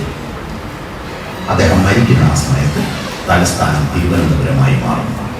ഇതെല്ലാം വർദ്ധിച്ചവനായ ആധുനിക കേരളത്തിനും ആധുനിക തിരുവിതാംകൂറിനും അടിത്തറയിട്ട കേരളത്തിലെ ആധുനിക വ്യവസായങ്ങൾക്ക് അടിത്തറയിട്ട രാജാ കേശവദാസ് എന്ന് പറഞ്ഞ ദിവാൻ ധർമ്മരാജാവിന് ശേഷം വന്ന രാജാവിൻ്റെയും സിൽബന്ധികളുടെയും അപ്രീതിക്കെതിരായി വിഷം കൊടുത്ത് കൊല്ലപ്പെട്ടു. അദ്ദേഹത്തിനെ അറസ്റ്റ് ചെയ്ത് ജയിലിൽ, ഈ രാജ്യത്തെ രക്ഷിക്കാനുള്ള അറസ്റ്റ് ജയിലിടുക മാത്രമല്ല, അദ്ദേഹത്തിന് വിഷം കൊടുത്ത് കൊല്ലുകയും ചെയ്തു. അതിന് മറ്റൊരു ദുരന്തം CBA യഥാർത്ഥത്തിൽ ഈ ദുരന്ത നായകനെ കുറിച്ച് എഴുതാനാണ് 3 നോവലുകൾ എഴുതാൻ തുടങ്ങിയത്. ആദ്യത്തെ മാർത്താണ്ഡവർമ്മ കഴിഞ്ഞുള്ള നോവലുകൾ കേശവപിള്ള എന്ന് പറഞ്ഞ രാജാ കേശവദാസനെ കേന്ദ്രീകരിച്ച് എഴുതാനാണ് തുടങ്ങിയത്. രാജാവിൻ്റെ പേരിട്ട നോവലുകളൊന്നും യഥാർത്ഥത്തിൽ നിങ്ങൾ വായിക്കുമ്പോൾ അറിയാം രാജസ്ഥിതികളല്ല, മറിച്ച് അതിനകത്ത് CBA എഴുതി വന്നപ്പോൾ വില്ലന്മാർ നായകന്മാരായി മാറി. ഇനി ഞാൻ ഈ ചരിത്ര പശ്ചാത്തലത്തിൽ വേണം നിങ്ങൾ മനസ്സിലാക്കേണ്ടത്. അതായത് CBയുടെ മാർത്താണ്ഡവർമ്മ തിരുവിതാംകൂറിൻ്റെ ഒരു ആഭ്യന്തര യുദ്ധത്തിൻ്റെ കഥയാണെങ്കിൽ ധർമ്മരാജായും രാമരാജ ബഹദൂറും ഹൈദർ അലിയും ടിപ്പുവും നടത്തിയ മലബാർ ആക്രമണത്തിന് അവിടെ നിന്ന് തിരുവിതാംകൂർ ആക്രമിക്കാൻ വേണ്ടി അവർ നടത്തിക്കൊണ്ടിരുന്ന പടനീക്കങ്ങളുടെ പശ്ചാത്തലത്തിലാണ് ഈ രണ്ട് നോവലുകളും ഉണ്ടായത്. ഈ നോവലുകളുടെ കഥയിലേക്ക് കിടന്ന മാർത്താണ്ഡവർമ്മയുടെ കഥ ഞാൻ പറഞ്ഞു. മാർത്താണ്ഡവർമ്മ എന്നുള്ള യുവാവായ കിരീടാവകാശ യുവരാജാവിനെ കൊല്ലാനായിട്ട് 8 വീട്ടിൽ പിള്ളമാരുടെ നേതൃത്വത്തിൽ സിവിയുടെ ചരിത്രത്തിലേക്ക് 8 വീട്ടിൽ പിള്ളമാരുടെ കഥ മാത്രമായി ചുരുങ്ങുന്നു. നമ്മളതിൻ്റെ ഫിക്ഷനും ചരിത്രവും സി രാമനാഥന്റെ നോവലുകൾ വായിച്ച് നിങ്ങൾ ഒരിക്കലും കേരള ചരിത്രമോ തിരുവിതാംകൂറിന്റെ ചരിത്രമോ പഠിക്കാൻ ശ്രമിക്കരുത്. ഈ നോവലിലെ 8 പിള്ളമാരെയും അദ്ദേഹം പരാജയപ്പെടുത്തി.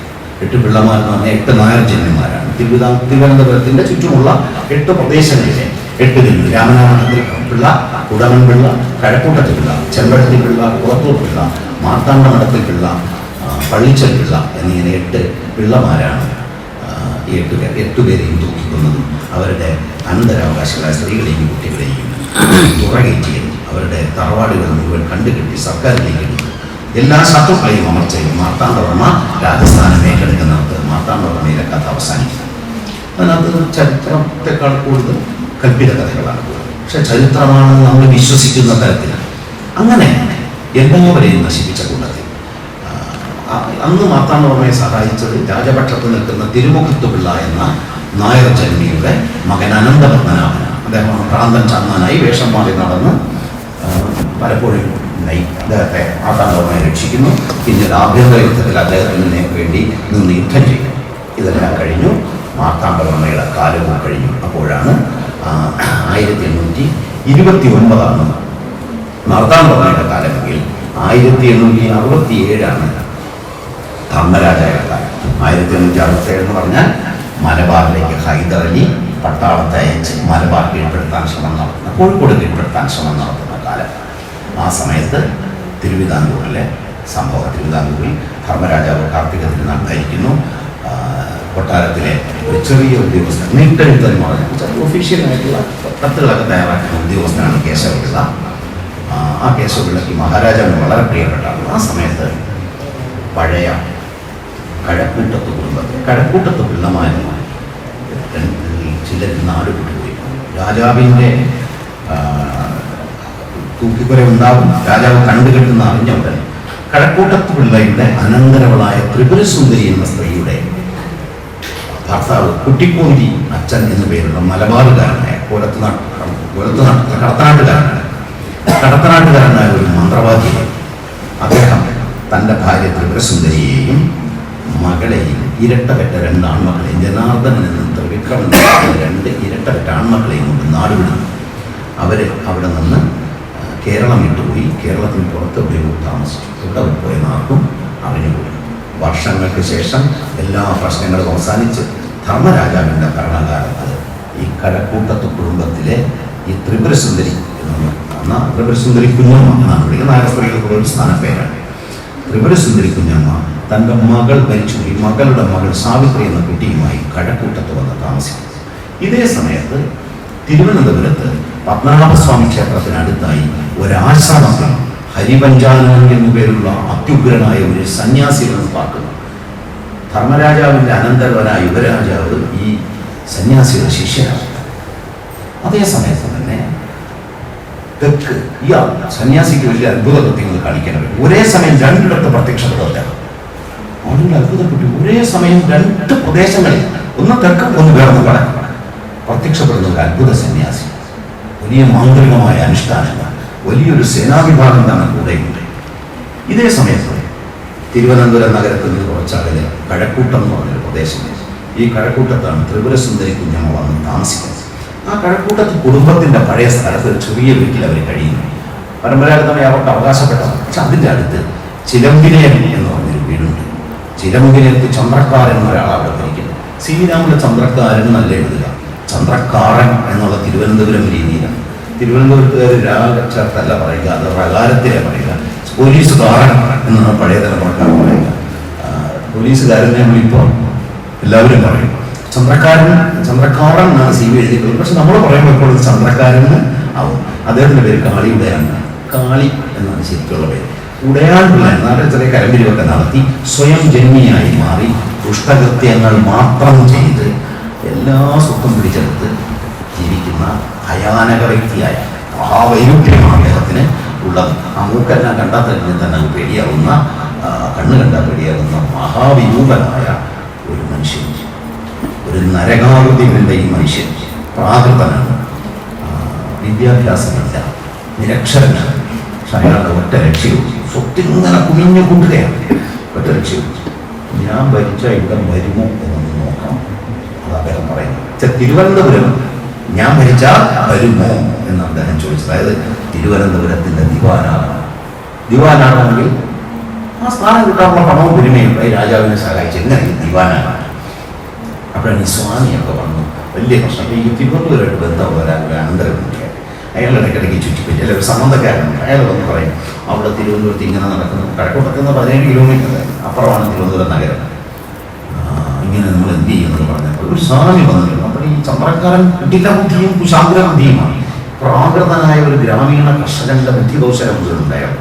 അയാൾ പറഞ്ഞു ലോകം പെട്ടാനുള്ള വിദ്യയെല്ലാം വന്ന ചന്തയാണല്ലോ നമ്മുടെ ഇവിടെ. തിരുവനന്തപുരത്തെ കുറിച്ചുള്ള ഇത്രയും വലിയൊരു കമന്റ് അതിന് മുമ്പോ പിമ്പോ ആരും പറഞ്ഞിട്ടില്ല. അങ്ങനെ എത്രയോ പേര് വിദ്യകൾ പെരട്ടിക്കൊണ്ടിരിക്കുന്നത് ഇപ്പോഴും നമ്മൾ കണ്ടുകൊണ്ടേ ഇരിക്കുന്നു. കേരളത്തിലെ എല്ലാ ജില്ലകളിൽ നിന്നും 140 മണ്ഡലങ്ങളിൽ നിന്നും ഉള്ള ആളുകൾ വന്ന് എല്ലാ ലോകം പെരട്ടുന്ന വിദ്യകളും ഇങ്ങനെ പെരട്ടിക്കൊണ്ടിരിക്കുന്നത് നമ്മൾ ഇപ്പോഴും അത് കാണുന്നുണ്ട്. ഇപ്പൊ ലോകം പെരട്ടാനുള്ള വിദ്യയെല്ലാം വന്നുള്ള ചന്തയിലൂടെ നമ്മുടെ ഇവിടെ അവരും കിട്ടട്ടെ അവന്റെ ഓഹരി. ആ സ്വാമിയെ കുറിച്ചാണ് ഇങ്ങനെ അത്യന്തം അപകടകരമായ ഒരു സാഹചര്യം ഉണ്ടാകും. അപ്പൊ തെക്കൻ പ്രദേശത്ത് കളപ്രാക്കോട്ടായിരുന്നു, തെക്ക് തമിഴ്നാട്ടിലാണ്. ഇന്നത്തെ കന്യാകുമരി ഇവിടെ കളപ്രാക്കോട്ടായിരുന്നു വലിയ വീടുണ്ട്. ഈ വർഷങ്ങൾക്ക് മുമ്പ് ഈ കളപ്രാക്കോട്ട വീട്ടിലെ അരത്തമ്മപ്പിള്ള തങ്കച്ചി എന്ന് പറഞ്ഞ അവിടുത്തെ ഗൃഹസ്ഥ ഒരു പർവ്വതാകാരമുള്ള സ്ത്രീയാണ്. അവരുടെ ഭർത്താവ് വിശ്വനാഥൻ കുഞ്ചു വിരാട്ടിത്തമ്പി വലിയ ജന്യമാൻ. രാജാവ് കണ്ട ദൈവമാണെന്ന് വിശ്വസിക്കുന്ന കുഞ്ചു വിരാട്ടിത്തമ്പിക്ക് ചെറിയൊരു പ്രശ്നമുണ്ട്. ഭാര്യ കൂടുതൽ സ്ഥാനിനാണ്. അത്രയും പദവിയില്ല. അവരുടെ സ്വത്തും പക്ഷെ എന്നാലും അവരുടെ സ്ഥാനമില്ല. ആ സ്ഥാനം വന്നാൽ ഭാര്യയോട് കേട്ടെ വീട്ടില് കണക്കെടുത്തിട്ട് കൊച്ചു പയ്യനെ നിയമിച്ചു. കേശവൻ എന്നാണ് പേര്. ഈ കേശവൻ എന്ന കുട്ടിയെ വലിയ ഇഷ്ടമാണ്. കുഞ്ചു വിരാട്ടിത്തമ്പിക്ക് വിശ്വനാഥൻ തമ്പിക്ക് അക്ഷരവാക്യമാണ്. അപ്പൊ കണക്കൊക്കെ എഴുതിയിരിക്കണം ഇവൻ വേണം. അദ്ദേഹം ഈ പയ്യൻ ഒരു ശിവരാത്രിക്ക് ഹിന്ദുക്കളുടെ ആചാരം അനുസരിച്ച് രാത്രി ഭക്ഷണമില്ല. ശിവരാത്രിക്ക് എല്ലാവർക്കും താഴെപ്പട്ടണയായ ദിവസം ഈ കേശവൻ എന്ന് പറഞ്ഞാൽ 12 വയസ്സുള്ള കുട്ടി ആഹാരം കഴിച്ചിട്ട് അരത്തമ്മപ്പിള്ള ദേഷ്യം അരത്തമ്മപ്പിള്ള കയ്യിലിരുന്ന തവി കൊണ്ട് ഒറ്റ അടി ഈ കുട്ടിയുടെ തലയിലടിച്ചു. തല പൊട്ടി ചോരയൊഴിച്ച് വലിയ അഭിമാനിയായിരുന്നു അവൻ. അടിച്ച കൈ കൊണ്ട് വിളമ്പിത്തരാൻ ഇവിടെ വന്നെന്ന് വരും എന്ന് ശപിച്ചിട്ട് ആ വീട്ടിൽ നിന്ന് ഇറങ്ങിപ്പോയി. അവൻ ഇങ്ങനെ പോണ വഴിക്ക് അവൻ തൻ്റെ യജമാനനെ ചെന്ന് കണ്ട് സങ്കടം പറയണം. അവിടെ ചെന്ന് യജമാനൻ വലിയൊരു കെട്ടിടമൊക്കെ കെട്ടി ആളുകൾക്കെല്ലാം താമസിക്കാനുള്ള സൗകര്യമൊക്കെ ഒരുക്കിക്കൊണ്ടിരിക്കുക. അപ്പോൾ ആ തിരക്കിൻ്റെ ഇടയിൽ കാണാൻ കഴിയും. എന്തിനാണത് കെട്ടുന്നത്? ഈ 12 വയസ്സുകാരന് മനസ്സിലായില്ല. അവൻ എന്തെന്നില്ലാതെ നടന്നു. ഉഴക്കരിക്ക് വകയിൽ നേടിക്കൊണ്ട് മാത്രമേ ഞാനിനി എൻ്റെ അമ്മയുടെ അടുത്തേക്ക് പോകൂ എന്ന് പറഞ്ഞു. അമ്മയുടെ പ്രശ്നത്തിൽ ദാരിദ്ര്യമാണ്. അമ്മയ്ക്ക് സ്വത്തോ വീടോ ഒന്നുമില്ല. അമ്മയുടെ സഹോദരനായ അമ്മാവൻ കിട്ടേണ്ട സ്വത്തല്ല അവതരിച്ച് അമ്മയെ ചവിട്ടി പുറത്താക്കി. ആ ദാരിദ്ര്യം തീർക്കാനാണ്, അമ്മയ്ക്ക് ഉഴക്കരിക്ക് വകയുണ്ടാക്കാനാണ് ഈ വീട്ടിൽ വന്ന് ജോലി ചെയ്തുകൊണ്ടിരുന്നത്. കേശവനാണ് ഈ കുട്ടിയുടെ പേര്. അങ്ങനെ അറിയാത്ത വഴിയിലൂടെ നടന്നത് തിരുവനന്തപുരത്തേക്കുള്ള വഴിയായിരുന്നു. അദ്ദേഹം അറിഞ്ഞുകൂടാ. ഈ കുട്ടി ഇങ്ങനെ നടന്നു പോകുമ്പോൾ ദൂരെ നിന്ന് വലിയ പട്ടാളം വേണം. ആ പട്ടാളത്തിൽ കുതിരപ്പോലെ വലിയ അജാനബാഹുവായ മനുഷ്യൻ ഇരിക്കുന്നു. അപ്പോൾ ഈ കുട്ടി ഇങ്ങനെ വന്ന് തലയിൽ ചോര ഒലിപ്പിച്ച് വന്നപ്പോഴേ തിരുവനന്തപുരത്ത് നിന്ന് തമിഴ്നാട്ടിലേക്ക് പോവുകയാണ് ഈ പട്ടാള സംഘം. കൂടെ വന്ന അദ്ദേഹത്തിൻ്റെ കൂടെയുള്ള ആളുകളാണ് ശപശകുനമാണല്ലോ കാണുന്നത്. തലയിൽ ചോര ഒലിപ്പിച്ച് ഒരു കുട്ടി വരുന്നു. നമ്മൾ പോണ ഉദ്ദേശം നടക്കില്ലല്ലോ എന്ന് പറഞ്ഞു. അപ്പോൾ കുതിരപ്പത്തിരുന്ന മനുഷ്യൻ പറഞ്ഞു സാരമില്ല, അവൻ ലക്ഷണം കൊണ്ട് മോശമാണ് ചോരയാണ് ഒലിപ്പിക്കുന്നതെങ്കിലും അവൻ ചൊല്ലുന്നത് കേട്ടോ എന്ന് വെച്ചപ്പോൾ അവൻ ആദിത്യ ഹൃദയ മന്ത്രം ചൊല്ലിയാണ് വരുന്നത്. ആദിത്യ ഹൃദയ മന്ത്രം നിങ്ങൾക്കറിയാം, പേടി ഉണ്ടാകും. പേടി മാറ്റാനായിട്ടുള്ള ഒരു ഹിന്ദു വിചാരമാണ്. അർജുനൻ കൽകുനൻ പാർത്ഥൻ വിജയൻ എന്നൊക്കെ പറഞ്ഞിങ്ങനെ ചൊല്ലും. അപ്പം ആദിത്യ ഹൃദയം എന്ന മന്ത്രം ചൊല്ലുക പേടി തീരാൻ. അദ്ദേഹം പറഞ്ഞു രാജ്യം വലിയ പേടിയിലിരിക്കുമ്പോൾ പേടി തീരാൻ ആദിത്യ ഹൃദയ മന്ത്രം നല്ലതല്ലേ, ശുഭലക്ഷണ. ഒരു കാര്യം ചെയ്യുക, അല്ലെങ്കിൽ ഒത്തിരിത്തിക്കൊണ്ട് എങ്ങോട്ടാണ് പോകണമെന്ന് ചോദിച്ചു. അപ്പോൾ ഈ കുട്ടി ആവശ്യക്ക് ഞാൻ പുഴക്കരിക്ക് വക നേടാൻ പോവേണ്ടെന്നൊക്കെ പറഞ്ഞ് വലിയ വാശികളെ പറഞ്ഞു. ഇങ്ങനെ ആളുകളാന്ന് പറഞ്ഞിട്ടുണ്ട്. ആ പോയ ആളിൻ്റെ ഒരു അനന്തപത്മനാഭൻ പടത്തറ, വലിയ പടത്തറവൻ. മാർത്താണ്ഡവർമ്മയുടെ കാലത്ത് യുവസേനാനിയായിരുന്ന അനന്തപത്മനാഭൻ ഇന്ന് 60 വയസ്സുള്ള വൃദ്ധനാണ്. അദ്ദേഹം തിരുവിതാംകൂറിൻ്റെ സർവ്വസൈന്യാധിപനാണ്. അദ്ദേഹം തെക്കോട്ട് പോവുകയാണ്. തെക്കോട്ട് മധുരയിൽ നിന്ന് തിരുവിതാംകൂർ ആക്രമിക്കാൻ വന്നിരിക്കുന്ന അഴകപ്പ മുതലിയാർ എന്ന് പറഞ്ഞ വലിയ പട്ടാള നായകനെ പറഞ്ഞ് ആശ്വസിപ്പിച്ച് തിരുവിതാംകൂറിനെ രക്ഷിക്കാനുള്ള ഒരു നയതന്ത്ര ദൗത്യത്തിലാണ് അദ്ദേഹം പോയത്. അത് കഴിഞ്ഞ് 20 കൊല്ലം കഴിഞ്ഞാണ്, 10 കൊല്ലം 15 കൊല്ലം കഴിഞ്ഞാണ് ഈ കഥ നടക്കുന്നത്. 15 കൊല്ലം കഴിഞ്ഞ് തിരുവിതാംകൂറിൽ അന്തരീക്ഷം മാറിയിരിക്കുന്നു. പഴയ കേശവൻ ആ കുട്ടിയെ തിരുവനന്തപുരത്ത് കൊണ്ടുപോയി. അയാളെന്ന് കൊട്ടാരത്തിലെ നീട്ടെടുത്തെന്ന് പറഞ്ഞ ഉദ്യോഗസ്ഥനാണ്, രാജാവിന് വലിയ പ്രിയപ്പെട്ട. ഈ സമയത്താണ് ഞാൻ നേരത്തെ പറഞ്ഞ സ്വാമി പ്രത്യക്ഷപ്പെടുന്നു. ഹൈദറിന്റെ ആക്രമണം വരുന്നു. ആകെ നാടകീയമായ പ്രശ്നങ്ങൾ. അപ്പോൾ രാജാവ് കേശവനെ ചുമതലപ്പെടുത്തി കാര്യങ്ങൾ ശ്രദ്ധിച്ചു കൊള്ളുക, നല്ലതല്ലാത്ത രംഗങ്ങളാണ് നടക്കുന്നത്, ഈ വരുന്നവരൊന്നും നല്ലതല്ല, ഈ സ്വാമി അത്ര നല്ല ആളല്ല എന്ന് കേശവപിള്ളയ്ക്ക് മനസ്സിലായി. അന്നത്തെ ജനറൽ കുമാരൻ തമ്പിയും അനന്തപത്മനാഭൻ പടത്തലവനുമല്ല ഇത് ശ്രദ്ധിക്കാൻ കഴിയും. പതുക്കെ പതുക്കെ രാജാവിൻ്റെ കരങ്ങളിൽ ഇങ്ങനെ അന്വേഷണങ്ങൾ നീങ്ങുന്നു. തിരുവനന്തപുരത്ത് പരിസര പ്രദേശങ്ങളിലും ദൂരെയുള്ള ജന്മിമാരെ മുഴുവൻ തൻ്റെ ആശ്രിതരും ഭക്തന്മാരുമാക്കി ഹരിപഞ്ചാനനൻ അവരെല്ലാം പറഞ്ഞു പറ്റിച്ചു. ഹൈദർ ആക്രമിക്കാൻ വരുന്നു. ആക്രമിക്കുന്ന രാജാവിനെ സഹായിക്കാൻ നിങ്ങൾ ജന്മിമാരെല്ലാം എൻ്റെ ഒപ്പം നിൽക്കണം. നമ്മൾ പട്ടാളത്തെ ശേഖരിച്ച് ഹൈദറിനെ നേരിടണം. യഥാർത്ഥത്തിൽ ഹൈദർ അയച്ച ചാരനായിരുന്നു ഈ സ്വാമി. നാട്ടുകാരൻ രാജാവിനോട് പോയി ചോദിക്കാൻ പറ്റാത്തത് കൊണ്ട് എല്ലാവരും വിശ്വനാഥൻ കുറ്റുവിരാട്ടി തമ്മിൽ പണ്ടുണ്ടാക്കിയ താവളം പോലും പട്ടാളത്തിന് വേണ്ടിയാണ്. അദ്ദേഹം വിചാരിക്കുന്ന ഇതാണ്, രാജാവിനെ സഹായിക്കാനാണ് ഞാൻ പട്ടാളം ഉണ്ടാക്കുന്നത്. പക്ഷേ പതുക്കെ പതുക്കെ കാര്യങ്ങൾ രാജപക്ഷം മനസ്സിലാക്കി ഈ ഒരേ സമയം രണ്ടിടത്ത് പ്രത്യക്ഷപ്പെടുന്ന ഈ അത്ഭുത സന്യാസി ആര് എന്ന് മനസ്സിലാക്കാൻ ശ്രമിച്ചു. ഒരു ദിവസം ഈ സന്യാസി തൻ്റെ പക്ഷത്ത് തിരുവനന്തപുരത്ത് കിട്ടാവുന്ന ഏറ്റവും വലിയ ശക്തിമാനും പണക്കാരനുമായ ചന്ദ്രക്കാരനെ സന്ദർശിക്കാൻ പറഞ്ഞു. വളരെ വർഷങ്ങൾക്ക് മുമ്പ് കുട്ടിയായിരുന്നപ്പോൾ ത്രിപുര സുന്ദരി കുഞ്ഞമ്മയുടെ 2 മക്കളെ ഭർത്താവ് കുട്ടിക്കോന്തിയച്ഛൻ അമ്മയിൽ നിന്ന് അകറ്റി മാറ്റി അവർ മരിച്ചുപോയെന്ന് പ്രചരിപ്പിച്ചു. ഇരട്ട കുട്ടികളെ അച്ഛൻ കൊണ്ടുപോയി വളർത്തി എല്ലാ വിദ്യകളും പഠിപ്പിച്ച് ഒറ്റ പ്രതിജ്ഞയിലാണ്, അമ്മയെ ഇനി കാണണമെങ്കിൽ തിരുവിതാംകൂർ രാജവംശത്തിൽ സ്വന്തം കഴക്കൂട്ടത്ത് കുടുംബത്തിന്റെ തായ്വേറുള്ള തിരുവിതാംകൂർ രാജകുടുംബത്തെ മുച്ചോട് മൂടിച്ച് ആ ചോര കൈകളിൽ പറ്റിയ ശേഷം മാത്രമേ ഇനി അമ്മയെ കാണൂ എന്ന ദൃഢപ്രതിജ്ഞയെടുത്ത് വളർത്തി. അങ്ങനെ ഈ ഇരട്ട കുട്ടികൾ വളരെ വർഷങ്ങൾക്ക് ശേഷം ഹൈദറിൻ്റെ ആശ്രിതന്മാരും ചാരന്മാരുമായി 2 സ്ഥലങ്ങളിൽ കണ്ടാൽ ഒരുപോലിരിക്കുന്ന ആളുകൾ ഈ തിരുവനന്തപുരത്ത് വന്ന ഈ സന്ദർഭമാണ്. അങ്ങനെ ഹരിപഞ്ചാനൻ എന്ന് പറഞ്ഞ മൂത്ത സന്യാസി കഴക്കൂട്ടത്ത് ചന്ദ്രക്കാരൻ പറഞ്ഞ വലിയ ജന്മിയെ കാണാൻ പറ്റും. ജന്മിയെ കാണുന്നതിൻ്റെ ഉദ്ദേശം ഒന്ന് മാത്രമാണ്, എങ്ങനെയും ചന്ദ്രക്കാരൻ്റെ കൈവശമുള്ള പണത്തെ സ്വന്തമാക്കി ആ പണം ഉപയോഗിച്ച് രാജപക്ഷത്തിനെതിരെയുള്ള ഉപജാപനം നടത്തുക, ഹൈദറിന്റെ തിരുവനന്തപുരത്തേക്കുള്ള വരവ് എളുപ്പമാക്കുക. അങ്ങനെ അതിനുവേണ്ടി അദ്ദേഹം കഴക്കൂട്ടത്തേക്ക് എത്തും. കഴക്കൂട്ടത്ത് ചന്ദ്രക്കാരൻ്റെ ലങ്കയ്ക്ക് തുല്യമായ ആ ഭവനത്തിൻ്റെ അടുത്ത് അദ്ദേഹം ഇങ്ങനെ ഭരണത്തിൽ ഇങ്ങനെ പൊയ്ക്കൊണ്ടേയിരുന്നത് ഈ ഘോഷയാത്ര കാണുന്നതിന് വേണ്ടി ആളുകളെല്ലാം ഇറങ്ങി നിൽക്കും. ആളുകൾ ഘോഷയാത്ര കാണുമ്പോൾ വഴിയിലൊക്കെ ഇന്നൊന്നും നിൽക്കുമല്ലോ ആളുകൾ നോക്കും. അങ്ങനെ ഇറങ്ങി നിന്നപ്പോൾ അതിൻ്റെ അടുത്ത് താമസിക്കുന്ന വൃദ്ധയായ ത്രിപുര സുന്ദരിയും അവരുടെ കൊച്ചുമകളായ സാവിത്രിയും മീനാക്ഷിയും കൂടി അത് കാണാനായി ഇറങ്ങി നിൽക്കുന്നു. ആ സ്ഥലത്തെത്തിയപ്പോൾ ഹരിപഞ്ചാനൻ എന്ന് പറഞ്ഞ സന്യാസി പറഞ്ഞു നിർത്താൻ പറഞ്ഞ പല്ലത്.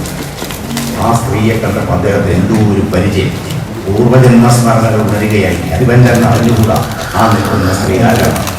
അത് തൻ്റെ പെറ്റമ്മയാണെന്ന് ഏതോ ഒരു അപൂർവ മനസ്സിൽ കുട്ടിക്കാലത്ത് അച്ഛൻ നിർമ്മിച്ചതാണ്. പക്ഷെ ആ രൂപം അമ്മ എത്ര വർഷം കഴിഞ്ഞാലും മകനും അമ്മയും തമ്മിലുള്ള ആ തൊപ്പിക്കൊടി വരുമ്പോൾ അദ്ദേഹത്തെ മാടി വിളിക്കാൻ തുടങ്ങും. അദ്ദേഹത്തെ മനസ്സ് കലുഷമാകുന്നു. ഈ സന്യാസി ചാടി ഇറങ്ങി സന്യാസിയെ കണ്ടവടെ ഈ സ്ത്രീ അദ്ദേഹത്തിന്റെ കാലിൽ വീഴാൻ ശ്രമിച്ചു. അദ്ദേഹം അതനുവദിച്ചില്ല. അവരെ കൈപിടിച്ചുയർത്തി കരയരുത് എന്ന് പറഞ്ഞ് ആശ്വസിപ്പിച്ച് അദ്ദേഹം തല്ലക്കിലേക്ക് മാറി. ആ നിമിഷത്തിൽ ഹരിപഞ്ചാനന്റെ പരാജയം തുടങ്ങുകയായി. അമ്മയെ കാണുക എന്ന് പ്രതിജ്ഞ എന്നേക്കുമായി തകർന്നു. അദ്ദേഹം പിന്നീട് പടനീങ്ങുന്നു, ചന്ദ്രക്കാരൻ്റെ സഹായം തേടുന്നു. പക്ഷേ തുടർന്ന് സംഭവിച്ചത് ഹൈദറിന് വേണ്ടിയുള്ള ആ പടനീക്കം, രാജകുടുംബത്തെ അട്ടിമറിക്കാനുള്ള ശ്രമം നടന്നതിന് വേണ്ടി ഒരു മഹായജ്ഞം അദ്ദേഹം തിരുവനന്തപുരത്ത് ആശ്രമത്തിൽ സംഘടിപ്പിക്കുന്നു. തെക്ക് നിന്ന് വിശ്വനാഥൻ കുറ്റുവിരാട്ടി തമ്പിയുടെ സൈന്യം വരും. പല സ്ഥലങ്ങളിൽ നിന്നും സൈന്യം ഉണ്ടാകും. ചന്ദ്രക്കാരനെ സഹായിക്കുക. ഇതിനു വേണ്ടി ഒരു മഹായജ്ഞം നടക്കുന്നു. ഈ യജ്ഞത്തിൽ നാട്ടുകാർ മുഴുവൻ ശ്രദ്ധിച്ചിരിക്കുമ്പോൾ രാജാവിനെ കൊല്ലുക എന്ന പദ്ധതിയാണ്, രാജകുടുംബത്തെ ഇല്ലാതാക്കുക എന്ന പദ്ധതി വരുന്നു. പക്ഷേ അതിനു മുമ്പ് തന്നെ കേശവപിള്ളയുടെ നേതൃത്വത്തിൽ ഈ ഗൂഢാലോചന കണ്ടുപിടിക്കപ്പെടുകയും ആരും അറിയാതെ ഒരു പട്ടാളം തെക്കൻ ദേശത്തേക്ക് പോയി വിശ്വനാഥൻ കുഞ്ചുകിരാട്ടി തമ്പിയുടെ അടുത്ത് ചെല്ലുകയും ആ തറവാട് ഇടിച്ചു നിരത്തി കുടുംബം കുളം തോന്നാൻ ഉത്തരവിടുകയും ചെയ്തു. കുഞ്ഞുകിരാട്ടി തമ്പിയുടെ ഭാര്യ വീട്ടുകാർ പലതവണ മുന്നറിയിപ്പ് നൽകിയിട്ട് അദ്ദേഹം അത് വകവച്ചില്ല. ആ ഭാര്യ വീട്ടുകാർ അവരെ കൊണ്ടുപോകണം. അഹങ്കാരിയായ തൊന്നയക്കാരിയായ ആ സ്ത്രീ അരട്ടമക്കളുടെ തങ്കച്ചി പറഞ്ഞു, പിള്ളേര് പോട്ടെ, ഞാൻ എന്തായാലും എല്ലാ കുഴപ്പങ്ങളും ഉണ്ടായെങ്കിലും എന്നെ കെട്ടിയ ആളുകളുടെ കൂടെ ഞാൻ പോകുമെന്ന് പറഞ്ഞു നിരാധാരരായി പെരുവഴിയിലൂടെ അവരിറങ്ങി. എല്ലാ സ്വത്തും ഇല്ലാതല്ല. നാട്ടുകാർ ഇന്നൊരു സ്നേഹം കൊണ്ട് പഴയ ജന്മിയാണ്, സ്നേഹം മാത്രമേ കാണിച്ചു. അത് തെക്ക് നടക്കുമ്പോൾ വടക്ക് കാസർഗോഡ് കഴക്കൂട്ടത്തേക്ക് ഒരു വലിയ പട്ടാളം ഈ ചിലമ്പിനെ ചന്ദ്രക്കാരൻ്റെ വീട്ടിലേക്ക് ചെന്നു. ചന്ദ്രക്കാരൻ്റെ വീട്ടിൽ ആരുമില്ല. ഭാര്യയും മോളെയൊക്കെ ചന്ദ്രക്കാരൻ പണ്ടേ ഉപേക്ഷിച്ചതാണ്. ഈ പട്ടാളം ഇയാളെ തന്നെ പിടികൂടാൻ വരികയാണ്. ചന്ദ്രക്കാരൻ്റെ ഗൂഢാലോചനയ്ക്ക് വിസമ്മതനായി തിരുവിതാംകൂർ രാജകുടുംബത്തെ അട്ടിമറിക്കാൻ താൻ ധനസഹായം ചെയ്യുന്ന വിവരം രാജാവ് അറിഞ്ഞു, ഭരണകൂടം അറിഞ്ഞു. തൻ്റെ ദിവസങ്ങൾ എണ്ണപ്പെട്ടു എന്ന് മനസ്സിലാക്കി. പട്ടാളം വീട് വളർന്നപ്പോൾ ആ മനുഷ്യൻ തൻ്റെ ഭാരിച്ച സ്വത്തിൽ നിന്ന് ഒരു വലിയ മരതകമണി അണിഞ്ഞ ഒരു ചങ്ങലക്കെട്ട് മാത്രം തലയിൽ കെട്ടി. വലിയൊരറിഞ്ഞാണ് മരതകമണികൾ അതിലവധിക്കാനാവാത്ത. അത് കെട്ടി അദ്ദേഹത്തിന് ചേർന്ന് ഒരു ആയുധം വലിച്ചെടുത്തു. അത് വാളോ കുന്തമൊന്നായിരുന്നു, ഒരു വെട്ടുകത്തിയായിരുന്നു. പ്രാകൃതനായ ചന്ദ്രക്കാരന് വെട്ടുകത്തിയെ വഴങ്ങി. ആ വെട്ടുകത്തിയുമായി ചന്ദ്രക്കാരൻ ഇരുട്ടിനും ഒരു പ്രഭാഷണം. ആരാണ് അച്ഛനൊന്നും അറിവത്തിൽ മനസ്സിലായി. അത് പറഞ്ഞു, എടാ ഇരുടേ എന്നല്ല, ഇരുളിനെ പുല്ലിംഗത്തിന് സംബന്ധം. എടാ ഇരുളാവിടുന്ന നീ അല്ലാണ്ട് മുതലത്താരാണ് എനിക്ക് നെടുകതി. തന്തയും ഔത്തനുമില്ലാതെ പിറന്ന ഈ മനുഷ്യൻ നീ മാത്രമാണ് ഗതി എന്ന് പറഞ്ഞ് ഇരുട്ടിലേക്ക് ചാടി മറഞ്ഞ് ഈ മനുഷ്യൻ അപ്രത്യക്ഷനായി. കൊലപാതകങ്ങൾ ഒരുപാട് നടത്തിയ, രാജ്യദ്രോഹങ്ങൾ ചെയ്ത് എല്ലാവരെയും ദുഷ്ടത കൊണ്ട് മാത്രം നശിപ്പിച്ച ഈ മനുഷ്യനെ പിടികൂടാൻ തിരുവിതാംകൂർ പട്ടാളത്തിന് കഴിഞ്ഞില്ല. ഇരുട്ടിൻ്റെ ഉപാസകനായ കിരാതമൂർത്തി തൻ്റെ എല്ലാ വൈകൃതങ്ങളോടുകൂടി ഒരു വെട്ടുകത്തിയും ആ മരതകമണിമാലയുമായി ഇരുട്ടിൻ്റെ പ്രത്യക്ഷനായി. കഴക്കൂട്ടത്തെ ചിലമ്പിനേത്ത് വീട് നാമാവശേഷമാക്കി പട്ടാളം മടങ്ങി. ഈ സമയത്ത് ആ യാഗമണ്ഡം നടക്കുകയാണ്. ആ യാഗത്തിൻ്റെ വേദിയിലേക്ക് അനന്തപത്മനാഭൻ പടത്തലവച്ചു. പ്രധാനം അദ്ദേഹം വിശ്രാമ ജീവിതമാണ്. അദ്ദേഹം അകത്ത് ചെന്ന് അദ്ദേഹം വരുന്നു എന്നറിഞ്ഞ ഉടനെ തന്നെ ഈ സമയമായപ്പോഴേക്കും മറ്റേ ഇരട്ട സന്യാസി തെക്കൻ പ്രദേശങ്ങളിൽ വിളിച്ചു കഴിയുകയും അദ്ദേഹം തിരുവനന്തപുരത്ത് വന്നിട്ടുണ്ട്. അനിയനും ചേട്ടനും കൂടി ഇങ്ങനെ സംസാരിച്ചു കൊണ്ടിരിക്കുകയാണ്. ആ സമയത്ത് അനിയൻ പറഞ്ഞു, അനിയൻ ശാന്തഹരിപഞ്ചാരൻ ജനാർദ്ദനൻ എന്നാണ് പേര്. ചേട്ടാ അമ്മയെ കണ്ടില്ലേ, എനിക്ക് അമ്മയെ ഒന്ന് കാണണമല്ലോ. പറഞ്ഞു, അമ്മയെ കാണാം. ഈ സത്വം നിവർത്തിച്ച ശേഷം ഈ യാഗം കഴിഞ്ഞ് നമ്മൾ വന്നത് അക്ഷരബോധമുള്ള പിതൃപ്രതിജ്ഞ എന്താണ്? ഈ രാജകുടുംബത്തെ ഇല്ലാതാക്കി അത് കഴിഞ്ഞിട്ട് നമുക്ക് അമ്മയെ കാണാം. പക്ഷെ ചേട്ടൻ കണ്ടതോ എന്ന് പറഞ്ഞു വലിയ തട്ടം. അയാൾ പറയുന്നു, അയാളൊരു വലിയ ഒരു വിദണ്ഡ വേദാന്തം ഉയർത്തുകയാണ്. ഇതൊന്നും ഒരു കാര്യവുമില്ല, ഇതെല്ലാം അർത്ഥശൂന്യമായ പദം, ദൈവം അർത്ഥശൂന്യമായ പദം, രാജാവ് അർത്ഥശൂന്യമായ പദം. ഒന്നും അമ്മ അച്ഛൻ എന്താണ് അർത്ഥശൂന്യം? അവനവൻ്റെ വാക്കിനെ മാത്രം നിറവേറ്റുക. ഈ ഉടവാളുകൾ, സിംഹാസനങ്ങൾ, ഇതുകളെല്ലാം യാഗശാലകളിൽ നിന്നും ദാനം ചെയ്യപ്പെടുന്നില്ല, മഴകളിൽ നിന്നും വർഷിക്കുന്നില്ല. അത് കൊന്നും വെണ്ണും തീവച്ചും നേടേണ്ടതാണ്. അതുകൊണ്ട് ആ യത്നമാണ് നമ്മൾ ചെയ്യേണ്ടത് എന്ന് അനിയൻ ഉപദേശിക്കുന്നു. അനിയൻ ശാന്തതയുടെ പാത പറയുന്നു. ഇങ്ങനെ ഒരു വ്യക്തിത്വത്തിന്റെ ഒരു വ്യക്തിയുടെ രണ്ട് വ്യക്തിത്വങ്ങൾ പോലെ പരസ്പരം ഏറ്റുകൊണ്ടു ഇന്ദ്രശാന്തനാണ്. ഈ സമയത്ത് അനന്തപത്മനാഭൻ പടത്തവൻ വന്നുവെന്ന് ശിഷ്യന്മാർ എന്ന് പറയുന്നു. താനേറ്റു എന്ന് പറഞ്ഞു. അനിയനോട് മാറിപ്പോകാം. രണ്ടുപേരുണ്ടെന്ന് ആർക്കും അറിഞ്ഞുകൊള്ളണം. അദ്ദേഹം അകത്ത് പിന്നണിയിലേക്ക് മാറി, അകത്തകത്തമ്പിയിലേക്ക് മാറിയപ്പോൾ അനന്തപത്മനാഭൻ വന്നു. ഉഗ്രശാരിവൻ നേരിട്ട് കണ്ട് ബോധ്യപ്പെട്ടു. ആ രൂപം കണ്ടാൽ അനന്തപത്മനാഭനെ തെറ്റിയിട്ട് അദ്ദേഹം ആ കുടുംബക്കാരനാണ്. അദ്ദേഹം പറഞ്ഞു, ഉഗ്രനും ശാന്തനും വിക്രമൻ ജനാർദ്ദനൻ എന്ന അദ്ദേഹത്തിന് മനസ്സിലായി വന്നവരാരാണെന്ന്. ആ ഛായ മുമ്പിൽ കുട്ടിക്കാലം മുതൽ അറിയുന്നതാണ്. അദ്ദേഹം പറഞ്ഞു, ഇത് മതിയാക്കി കൂടെ എന്നൊക്കെ ചോദിച്ചൊന്നും തോന്നുന്നില്ല. വലിയ പ്രഭാഷണമാണ് അദ്ദേഹം നടത്തിയത്. അദ്ദേഹത്തെ പറ്റിക്കാൻ. പക്ഷെ ഉള്ളിൽ ഭയമുണ്ട്, ഈ മനുഷ്യനെ പറ്റിക്കാൻ പറ്റില്ല എന്നറിയാം. വലിയ തിരുവിതാംകൂറുടെ യുദ്ധങ്ങൾ മുഴുവൻ നയിച്ച മഹാപടനായകനാണ്. തൻ്റെ പേരെ ഒന്നും നടക്കില്ല, ഒന്നും ചെയ്യാനൊന്നുമില്ല, കാരണസ്ഥാനത്തുള്ള ആളാണ്. ആ സമയത്ത് അദ്ദേഹം ആ മുറിയിൽ പെട്ടെന്ന് ത്രിവിക്രമ ജനാർദ്ദന എന്ന അമ്മയുടെ ശബ്ദത്തിൽ പെട്ടെന്ന് കടത്തലവൻ നിലവിളിച്ചു. ത്രിപുരസുന്ദരി കുഞ്ഞുങ്ങളുടെ ശബ്ദത്തിലാണ്. ഈ ശബ്ദം അകത്തു നിന്ന് ജനാർദ്ദനം കേട്ടു. അകത്ത് മറന്നു നിൽക്കുന്നില്ല. അമ്മയെന്ന് പറഞ്ഞ് ചാടി പുറത്തായി. അപ്പം മനസ്സിലായി ഹരിവഞ്ചന്മാർ രണ്ടുപേരാണെന്നും അത് ത്രിവിക്രമ ജനാർദ്ദനന്മാരെന്ന് പറഞ്ഞാൽ കഴക്കൂട്ടത്ത് പിള്ളമാരാണെന്നും കഴക്കൂട്ടത്ത് വംശത്തിലെ പുതിയ ആളുകളാണ് അവരാണെന്നും അവർ വന്നതിൻ്റെ ഉദ്ദേശവും മനസ്സിലായി. കള്ളം പൊളിഞ്ഞു എന്ന് പറഞ്ഞാൽ ഒറ്റ നിമിഷത്തിൽ ഹരിപഞ്ചാനൻ മൂത്തയാൾ ഉഗ്രഹരിപഞ്ചാനൻ ചെയ്തത് സ്വന്തം അനിയനെ ആലിംഗനം ചെയ്ത് തൻ്റെ കയ്യിലിരുന്ന കഠാര അനിയന്റെ നെഞ്ചത്തേക്ക് കുത്തിയിറക്കി. തൻ്റെ യത്നം പരാജയപ്പെട്ടു, തൻ്റെ സത്രം പരാജയപ്പെട്ടിരിക്കുന്നു. പടത്തലവനി വീട്ടിലേക്ക് കേശവപിള്ളയെ നിന്നുകൊണ്ട് പുറകെ പട്ടാളം തന്നെ ഇപ്പം അവരെ അറസ്റ്റ് ചെയ്യുന്നതായി.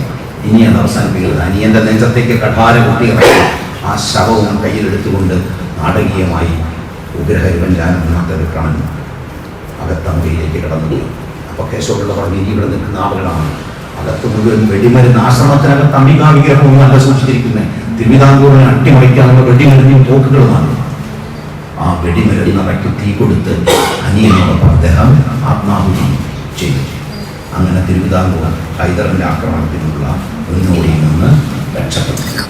ഒരു രാജപക്ഷ കഥ തുടങ്ങുകയും കഴക്കൂട്ടത്ത് കുടുംബത്തിന്റെ ഒടുങ്ങാത്ത പ്രതികാര കഥ പറഞ്ഞ് അവസാനം നാടകീയമായി മനുഷ്യരാശിയുടെ തന്നെ മനുഷ്യപ്രകൃതിയുടെ തന്നെ രണ്ട് വിരുദ്ധഭാവങ്ങളെ പോലെ ഏറ്റുമുട്ടുകയും ചെയ്യുന്ന രണ്ട് അത്യുജ്വലന്മാരായ രണ്ട് കഥാപാത്രങ്ങളുടെ മഹാദുരന്തത്തിലെത്തി ധർമ്മരാജ അവസാനിക്കും. കുറച്ചു വർഷങ്ങൾ കൂടി കഴിയുന്നു. മൈസൂരിൽ ടിപ്പു ഭരിക്കുന്നു. ധർമ്മരാജാവിന് വയസ്സായി. പഴയ നീട്ടെഴുത്ത് കേശവ അനന്തപത്മനാഭൻ മരിച്ചു. നീട്ടെഴുത്ത് കേശവപിള്ള ദിവാനായി. ആ സമയത്ത് വീണ്ടും ആക്രമണ ഭീഷണി വരും. ഈ സമയത്ത് തിരുവനന്തപുരത്ത് വീണ്ടും സംഭവം. അതാണ് വീണ്ടും ഉണ്ടാകുന്ന സംഭവം. രാമരാജാവിന്റെ കഥ അത് ഇത്രയും. തിരുവനന്തപുരത്ത് മണക്കാട്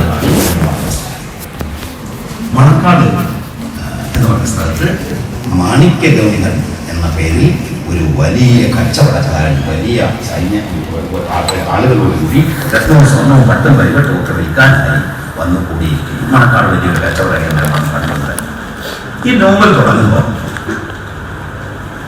ശിവയുടെ ഈ ധർമ്മരാജയുടെയും രാമരാജ ബഹദൂറിന്റെയും പ്രത്യേകത ഓരോ നോവലിന്റെ ആദ്യത്തെ അധ്യായം മുഖ്യ കഥയുമായി ബന്ധമില്ലാതെ വർഷങ്ങൾക്ക് മുമ്പ് നടന്നൊരു ചെറിയ സംഭവമായി. ആ സംഭവത്തിന്റെ തുടർച്ചകളാണ് പിന്നീട് എല്ലാ നോവലുകളും. രാമരാജ ബഹദൂർ തുടക്കം കേരളത്തിന്റെ വടക്കേറ്റുള്ള മൈസൂർ സംസ്ഥാനത്തുള്ള ഒരു ബഹുപഥ സന്ധിയിലെ എന്ന് വെച്ചാൽ കൂട്ടപ്പെരുമഴിയിലെ ഒരു സത്രം. ആ സത്രത്തിൽ നടത്തിപ്പുകാരനായ കാളിപ്രഭാവ ഭട്ടൻ എന്ന് പറഞ്ഞൊരു വൃദ്ധനാണ്. അതായത് ഒരു പോലുമില്ലാത്ത പട്ടിയനായ ഒരു പടുവൃദ്ധൻ. ഈ വൃദ്ധൻ രാത്രി ഇങ്ങനെ ചുറ്റിപ്പറ്റി പറയും. ഒരു ഗംഗുറാം പ്രഭു എന്ന് പറഞ്ഞ വലിയ പ്രഭു ഉണ്ടാക്കിയ ധർമ്മസത്രമാണ്. പക്ഷെ അവിടെ ചെന്ന് കൂടി പ്രഭുവിനെയും തട്ടി ഈ സ്വത്ത് പിടിച്ചെടുത്ത് ഈ ആളുകളെയൊക്കെ കൊന്ന് ധനാപകരണം നടത്തി ജീവിക്കുന്ന ഒരു കള്ളനാണ് ഈ കാളിപ്രഭാവ ഭട്ടൻ. ഈ ഭട്ടൻ അന്ന് സത്രത്തിൽ കുറെ ആളുകൾ താമസിക്കാൻ വേണ്ടിയിരുന്നു. സത്രത്തിൻ്റെ രാത്രി ഓരോ മുറിയിലായിട്ട് എന്താണെന്ന് ഇയാൾ ഇങ്ങനെ വിളിച്ച് കേൾക്കാൻ വലിയ വന്ന ആളുകൾ എന്താണ് പറയുന്നത് കേൾക്കാനായിട്ടാണ് നിന്നപ്പോൾ അതിനകത്തൊരു വലിയ ഗൂഢാലോചന നടക്കുന്നത് തിരുവിതാംകൂർ രാജ്യത്തെ കുറിച്ചുള്ള ചർച്ചയാണ്. അപ്പോൾ മനസ്സിലായി തിരുവിതാംകൂറുമായി ബന്ധപ്പെട്ട് എന്തോ നടക്കുകയാണ്. അയാൾ തട്ടി വിളിച്ചു ആ മുറിക്കകത്ത്. അപ്പം എന്താ ഇയാൾ പറഞ്ഞെന്ന് ചോദിച്ചു. അവിടെ ഇരുന്നത് അയാൾക്ക് മനസ്സിലായി ടിപ്പുവിൻ്റെ വന്ന് തിരുവനന്തപുര വേഷമാണ് എഴുതിയിരിക്കുന്നത്. അവർ തിരുവിതാംകൂറിലേക്ക് ഗൂഢാലോചന നടത്താൻ വേണ്ടി അവിടെ സമ്മേളിച്ചത്. അപ്പോൾ ഈ മനുഷ്യൻ പറഞ്ഞു തിരുവിതാംകൂറിനെ കുറിച്ച് ചിലതൊക്കെ എനിക്കറിയാം, രാജരഹസ്യങ്ങൾ ഞാനും സഹായിക്കാം. അങ്ങനെ ഒരു കരാറിലേർപ്പെട്ടു. ആ കാളിപ്രഭാവ ഭട്ടൻ പറഞ്ഞ മനുഷ്യൻ മാണിക്യഗൗണ്ട് എന്ന പേരിൽ ചാരപ്രമുഖനായി കച്ചവടക്കാരനായി തിരുവനന്തപുരത്ത് വന്ന് പാളയമടിച്ചിരിക്കുന്നു. മറുവശത്ത് വടക്കുന്നുണ്ട് ടിപ്പുവിൻ്റെ പടനീക്കം തുടങ്ങും. ഈ സമയത്ത് പെരിഞ്ചക്കോട്ട് കുഞ്ചുമായിട്ടിക്കുള്ള എന്നു പേരുള്ള ഒരു പടുകുറ്റൻ മനുഷ്യൻ 6.4 അടി പൊക്കമുള്ള പ്രാകൃതനും നിരക്ഷരനുമായ ഒരു പെരും കള്ളൻ. ഈ കള്ളന് അന്നത്തെ ദിവാനോട് ബന്ധമുണ്ട്. കാരണം ദിവാന്റെ അമ്മയുടെ സഹോദരനാണ് പെരിഞ്ചക്കോട്ടിന്റെ അച്ഛൻ. ഈ അച്ഛനാണ് ദിവാന്റെ അമ്മയെയും എല്ലാം അടിച്ചു പുറത്താക്കി സ്വത്ത് പിടിച്ചത്. അയാളുടെ മകനാണ്. അപ്പോൾ അയാൾ ഒറ്റ ലക്ഷ്യം എങ്ങനെ ഈ സ്വത്തുണ്ടാക്കുക. അതിനുവേണ്ടി അയാൾ പറപ്പാണ്ടെന്ന പേരിൽ ഒരു കള്ളനായിട്ട് അഭിനയിക്കുന്നു.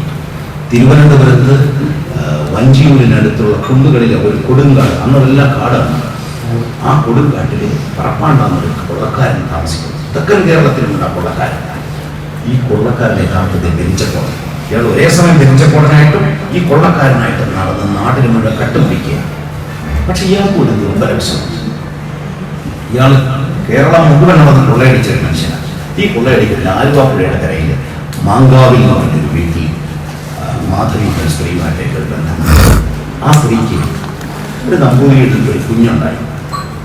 ആ കുഞ്ഞിനെ അയാൾ കൊണ്ടുപോകും. ആ ഒരു നാഗന്തളി എന്ന് പറഞ്ഞ നമ്പൂതിരിയുടെ മാങ്കാവി മാധവിയമ്മയ്ക്കല്ല, ഈ നാഗന്തളി നമ്പൂതിരിക്ക് ദേവകി എന്നൊരു അന്തർജനത്തിൽ ഒരു കുട്ടി ഉണ്ടായി. ആ സ്ത്രീയെയും കുട്ടിയെയും ഈ പെരിഞ്ചക്കോടൻ കൊണ്ടുവന്ന് സ്വന്തം വീട്ടിൽ താമസം, സ്വന്തം കുഞ്ഞിനെ പോലെ ഭാര്യയെ പോലെ അവരെ നോക്കി വളർത്തി. ഈ മാങ്കാവി മാധവിയമ്മ എന്ന് പറഞ്ഞ സ്ത്രീ അത്ര നല്ല സ്വഭാവക്കാരിയായിരുന്നു. നാഗന്തളി നമ്പൂരികളുടെ ആദ്യത്തെ സംബന്ധം കഴിഞ്ഞ് അവർ വേറെ ചില ബന്ധങ്ങളിൽ ഏർപ്പെടുകയും അതിൽ ഒരു മകൻ ഉണ്ടാവുകയും ചെയ്തു. മൈസൂറുകാരനായ വൃദ്ധനാണ് അവരുടെ കൂടെ സംബന്ധം. അതിലുണ്ടായ കുട്ടിയെ മൈസൂറുകാരൻ തട്ടിക്കൊണ്ടുപോയി അറിഞ്ഞു. ഈ സമയത്ത് പെരിഞ്ചക്കോടൻ തെക്ക് ഈ ആലുവാക്കാരിയായ സ്ത്രീകളെ നമ്പൂരിയുടെ മകളെ ഇങ്ങനെ സ്വന്തം വീട്ടിൽ താമസിക്കുന്നു. അയാൾക്കൊരു ലക്ഷ്യമേ പോയി. തിരുവനന്തപുരത്തെ വലിയ പ്രമാണിമാരായ ഒരു കുടുംബത്തിലെ ഒരു അംഗത്തെ കൊണ്ട് കല്യാണം കഴിക്കണം. അത് പഴയ അനിലപത്മനാഭന്റെ മകളുടെ മകനാണ്. അയാൾ ദിവാന്റെ അംഗരക്ഷകനാണ്. അയാളെ കൊണ്ട് എല്ലാം കല്യാണം കഴിക്കണം. പക്ഷെ അത് നടക്കില്ല. അങ്ങനെ ഇരിക്കുക ഈ സമയത്ത് അജിത സിംഗ് എന്ന് പറഞ്ഞ് ബോബിലിപുരം എന്ന് പറഞ്ഞൊരു രാജ്യമാണ് മൈസൂറിനകത്ത് കൊച്ചു സ്ഥലം. അവിടുത്തെ ഒരു രാജാവ് ഭജനം ഇരിക്കാൻ വേണ്ടി തിരുവനന്തപുരത്ത് താമസിക്കുക. യഥാർത്ഥത്തിൽ അയാൾ ഭജനം ഇരിക്കാൻ വന്നതല്ല, ടിപ്പു സുൽത്താനെ സഹായിക്കാൻ വന്ന മറ്റൊരു ചാരപ്രമുഖനായിരുന്നു. ഈ സമയത്ത് കണ്ഠീരവരായിരുന്ന ഒരു വലിയ ഗുസ്തിക്കാരൻ തിരുവനന്തപുരത്ത് വന്നു. അയാൾ ആരെങ്കിലും എന്നെ നേരിടാനുണ്ടെന്ന് വെല്ലുവിളിക്കുകയാണ്. അയാളുടെ ലക്ഷ്യം അവസരം കിട്ടുന്ന സമയത്ത് ഗുസ്തി പ്രവർത്തനം നടത്തുന്ന മഹാരാജാവ് കാണാൻ വരും. ആ സമയത്ത് മഹാരാജാവിനെ കൊല്ലുക. ഇതൊക്കെ ഇങ്ങനെ പല പല ലക്ഷ്യങ്ങളോടുകൂടി ഒരു ശത്രു സമൂഹം മുഴുവൻ തിരുവനന്തപുരത്ത്. ഒരു വശത്ത് കാളിപ്രഭാവഭട്ടൻ മാണിക്യകം എന്ന കച്ചവടക്കാരൻ്റെ വേഷം കെട്ടിവരും.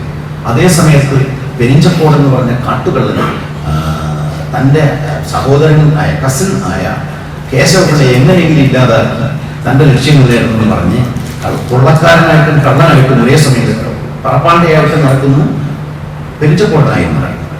അജിത സിംഗ് എന്ന് പറഞ്ഞൊരു കള്ളൻ രാജാവിൻ്റെ വേഷം കെട്ടി നടന്ന് രാജാവിനെ പറ്റിക്കാൻ പറയും. ഇങ്ങനെ ആകെ പ്രശ്നങ്ങളുടെ ഇടയിൽ തിരുവിതാംകൂർ അലട്ടപ്പെട്ട് കിടന്ന ഒരു സമയത്താണ് ഈ കാരണമായി. പക്ഷെ കഥ മുന്നോട്ട് നിൽക്കുന്നതോറും നാം മനസ്സിലാക്കുന്നു ഈ വന്ന കാളിപ്രഭാവഭട്ടൻ മറ്റാരുമല്ല, പണ്ടിരുട്ടിലേക്ക് ചാടി മറിഞ്ഞ ചന്ദ്രക്കാരൻ കുറെ കൂടി കാര്യങ്ങളിൽ ലോകപരിചയത്തിന് അല്പം കൂടെ ഒന്ന് പരിഷ്കാരിയായി. ഒരേ സമയം ചന്ദ്രക്കാരൻ യഥാർത്ഥ വേന്ദ്രാളികളെ അയാൾ സ്വീകരിച്ച പേര് ചന്ദ്രക്കാരൻ, പിന്നെ സ്വീകരിച്ച കാളിപ്രഭാവഭട്ടൻ, ഇപ്പൊ സ്വീകരിച്ച പേര് മാണിക്യകം. ഇങ്ങനെ പല പല വേഷങ്ങൾ മാറി പരമദുഷ്ടൻ വന്നിരിക്കുന്നു. കരിവഞ്ചാനന്മാർ ഉയർത്തിയതിനേക്കാൾ വലിയ ഭീകരത ഈ സമയത്ത് വടക്ക് നിന്ന് പട്ടാളം നീങ്ങി വരാൻ. ഞാൻ നേരത്തെ പറഞ്ഞ ആലുവാപ്പുഴയുടെ കരയിലേക്ക് ടിപ്പു എത്തുന്നു. ഈ സമയത്ത് എല്ലാ ആളുകളും ആലുവായിലേക്ക് നീങ്ങുന്നു. ചന്ദ്രക്കാരൻ അവിടെ എത്തി. ഇതിനിടയ്ക്ക് സാവിത്രി എന്ന് പറഞ്ഞ കഴക്കൂട്ടത്തെ കുടുംബത്തിലെ അംഗത്തിനെ തട്ടിക്കൊണ്ടുപോകുന്നു. ഈ നാടകീയ സംഭവങ്ങളെല്ലാം നടക്കുന്ന സമയത്ത് എങ്ങനെയും തിരുവിതാംകൂറിന്റെ പതനം ഉറപ്പാക്കിയപ്പോൾ അന്നത്തെ ചാരന്മാരുടെ നേതാവായ കുഞ്ചൈക്കുട്ടിപ്പിള്ള അധികാരിക കുഞ്ചൈക്കുട്ടിപ്പിള്ള എന്ന് പറഞ്ഞ ചാരപ്രവർത്തകർ തീരുമാനിച്ചു ഈ ടിപ്പുവിന്റെ ആക്രമണം ചെറുത്ത് നിർത്താൻ ഒരു മാർഗവുമില്ല. കുഞ്ചൈക്കുട്ടിപ്പിള്ള അദ്ദേഹത്തിന് അറിയാവുന്ന രഹസ്യമാർഗം ഉപയോഗിച്ചുകൊണ്ട് സഖ്യപർവ്വതത്തിന്റെ സാനുക്കളിൽ പെരിയാർ ഉദ്ഭവിക്കുന്ന സ്ഥലത്തേക്ക് യാത്രയായി. പെരിയാർ ഉദ്ഭവിക്കുന്ന സ്ഥലത്ത് പെരിയാറിന്റെ ഒരു വലിയ തടാകത്തിൽ ഉദ്ഭവിച്ചു വരികയാണ് പെരിയാർ. ഈ തടാകത്തിലെ ഒരു വലിയ പാറക്കെട്ട് തടയുന്നതുകൊണ്ട് ചെറുതായിട്ട് മാത്രമേ വെള്ളം താഴേക്ക് വരുന്നുള്ളൂ. പിന്നീടാണ് പോഷക നദികൾ ചേർന്ന് പെരിയാറായി മാറി. കുഞ്ചൈക്കുട്ടിപ്പിള്ള എന്ന അത്ഭുതപരാക്രമയായ മനുഷ്യൻ ഈ പാറക്കെട്ട് സഖ്യപർവ്വതത്തിലുള്ള ഈ വലിയ പാറക്കെട്ട് വലിച്ചിളക്കി ആ തടാകത്തിലെ പെരുവെള്ളം വീഴാതോടുകൂടി താഴേക്ക് വീഴുന്നു. അത് പെരിയാറിലൂടെ ഒഴുകിപ്പരുന്ന ഒരു വലിയ വെള്ളപ്പൊക്കമായി മാറും. യഥാർത്ഥ ചരിത്രത്തിൽ അതൊരു ഇടവപ്പാതി വെള്ളപ്പൊക്കമാണ്. സി.വി. നോവലിൽ ഒരാൾ സൃഷ്ടിച്ച ഒരു കൃത്രിമ വെള്ളപ്പൊക്കമായി മാറും. അങ്ങനെ പാറയിളക്കം കൂടി ആ പാറക്കടിയിൽപ്പെട്ട് കുഞ്ചൈക്കുട്ടിപ്പിള്ള കാര്യക്കാർ മരിക്കുന്നു. പക്ഷേ ആ വെള്ളപ്പൊക്കം തിരുവിതാംകൂറിനെ രക്ഷിക്കും. ആ പെരുവെള്ളത്തിൽ സാവിത്രി എന്ന് പറഞ്ഞ പെൺകുട്ടിയും അകപ്പെട്ടു പോകും. തൻ്റെ കുടുംബത്തിൽ പറഞ്ഞ ആ പെൺകുട്ടിയെ രക്ഷിക്കുന്നതിന് വേണ്ടി പരമദുഷ്ടനായ ഈ ചന്ദ്രക്കാരൻ ഈ വാർദ്ധക്യത്തിൽ ആ പെരുവാറ്റ് വെള്ളത്തിൽ നീന്തി അവളെ രക്ഷിക്കുന്നു. പക്ഷേ നീർനായ്ക്കൾ കടിച്ച് ആ മനുഷ്യൻ സംഘ ദുരന്തം വരിക്കും. ഒടുവിൽ തിരുവിതാംകൂറിൻ്റെ ഭാവി, കഴക്കൂട്ടത്ത് കുടുംബത്തിൻ്റെ ഭാവി നിലനിർത്തുന്ന ഒരു തരിയെ ശേഷിപ്പിച്ച് ഒരു നന്മയിലെത്തി ആ മനുഷ്യനും അവസാനിക്കുന്നു. അങ്ങനെ ഭാരിച്ച ഒരു വിപത്തിൽ നിന്ന് ടിപ്പു തിരിച്ചു പോയി. 2 കൊല്ലമേ എടുത്തുള്ള അദ്ദേഹത്തിൻ്റെ ആയുസ്സം അവസാനിച്ചു. ഒരു മഹാവിപത്തിൽ നിന്ന് തിരുവിതാംകൂർ രക്ഷപ്പെട്ടു. ഏതാനും വർഷങ്ങൾക്കുള്ളിൽ ധർമ്മരാജാവ് അന്തരിക്കുന്നു. കേശവപിള്ള വിഷം കൊടുത്ത് കൊല്ലപ്പെടും. അതൊന്നും ഈ നോവലില്ല. പക്ഷേ ഈ വെള്ളപ്പൊക്കത്തിൻ്റെ ദൃശ്യത്തിലും ഒരു മഹാദുരന്തത്തിലും ഇത് അവസാനിക്കും. ഈ 3 നോവലുകളിലൂടെ അത്യന്തം നാടകീയമായ മനുഷ്യകഥകളാണ് CV പറഞ്ഞത്. നാം വിചാരിക്കും അവ നാം രാജാക്കന്മാരുടെ കഥകളല്ല. കൂട്ടത്ത് കുടുംബത്തിൻ്റെ പ്രതാപൈശ്വര്യങ്ങളുടെയും ദുരന്തത്തിൻ്റെയും കഥയാണ്. സത്യത്തിൽ CVയുടെയും നോവലുകൾ മുഴുവൻ മനുഷ്യ ദുരന്തത്തിൻ്റെ കഥകളാണ്. ഇതിനകത്ത് നായകരായി വരുന്നവരെക്കാൾ പ്രഭാവം മുഴുവൻ വില്ലന്മാരായി വരുന്നവർ. ഇതിനകത്ത് 2 പക്ഷങ്ങളേ ഉള്ളൂ, രാജപക്ഷവും ശത്രുപക്ഷവും. പക്ഷേ നിറം കൂടുതൽ ശത്രുപക്ഷത്തിലാണ്. ഈ നോവലുകൾ മുഴുവൻ വായിക്കുമ്പോഴും നാം നീട്ടെടുത്ത് കേശവപിള്ളയോ അനന്തപത്മനാഭൻ വലിയ ഭർത്താവിനെയോ ധർമ്മരാജാവിനെയോ അല്ല നാം കാണുന്നത്.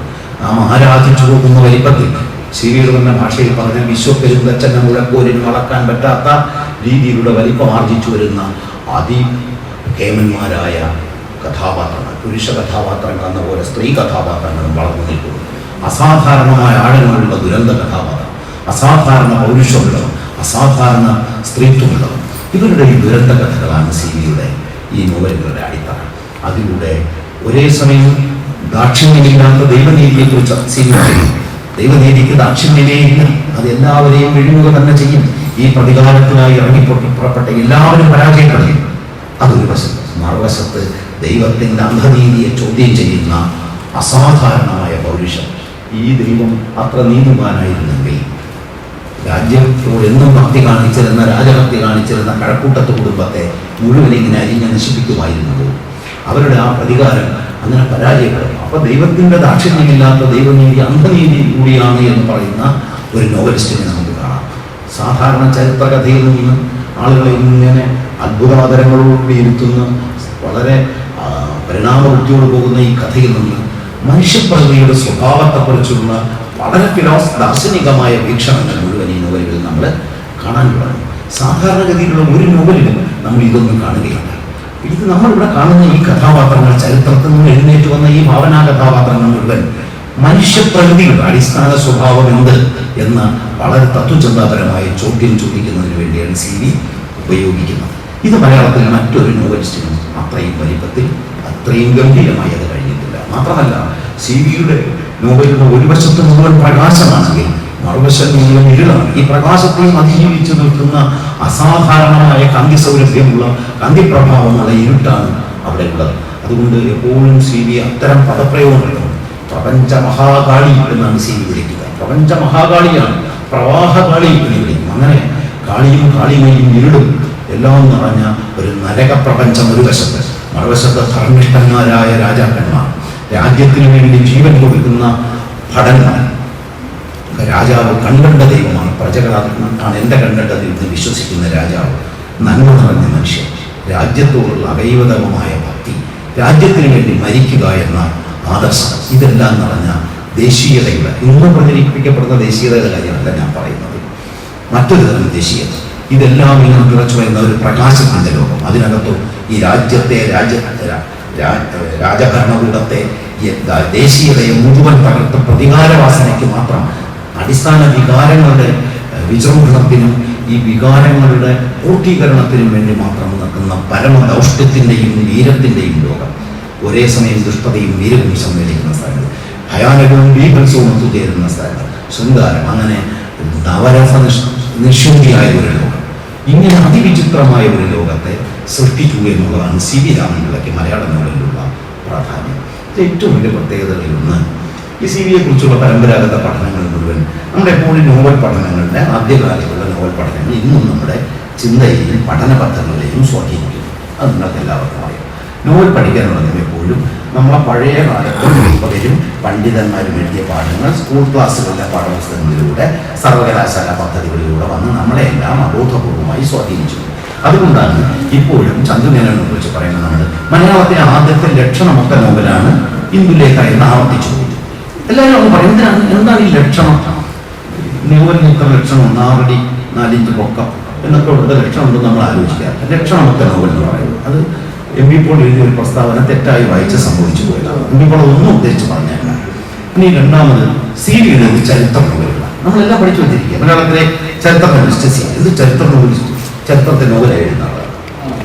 ഇത്തരം വികല പ്രസ്താവനകളും പഠന രീതികളും നമ്മുടെ സാഹിത്യ വായനയെ സ്വാധീനിക്കുകയും സാഹിത്യ നിരൂപകരുടെ സ്വാധീന ശക്തിയാണ്. അവരുടെ നിഗമനങ്ങളെ നമ്മുടെ വായനയെയും പഠനത്തെയും വലിയ സ്വാധീനിക്കുന്നത്. അങ്ങനെ സി.വി. ഒരു ചരിത്ര നോവലിസ്റ്റ്. അദ്ദേഹം തിരുവിതാംകൂർ ചരിത്രത്തെ എഴുതിയ ആളാണ്.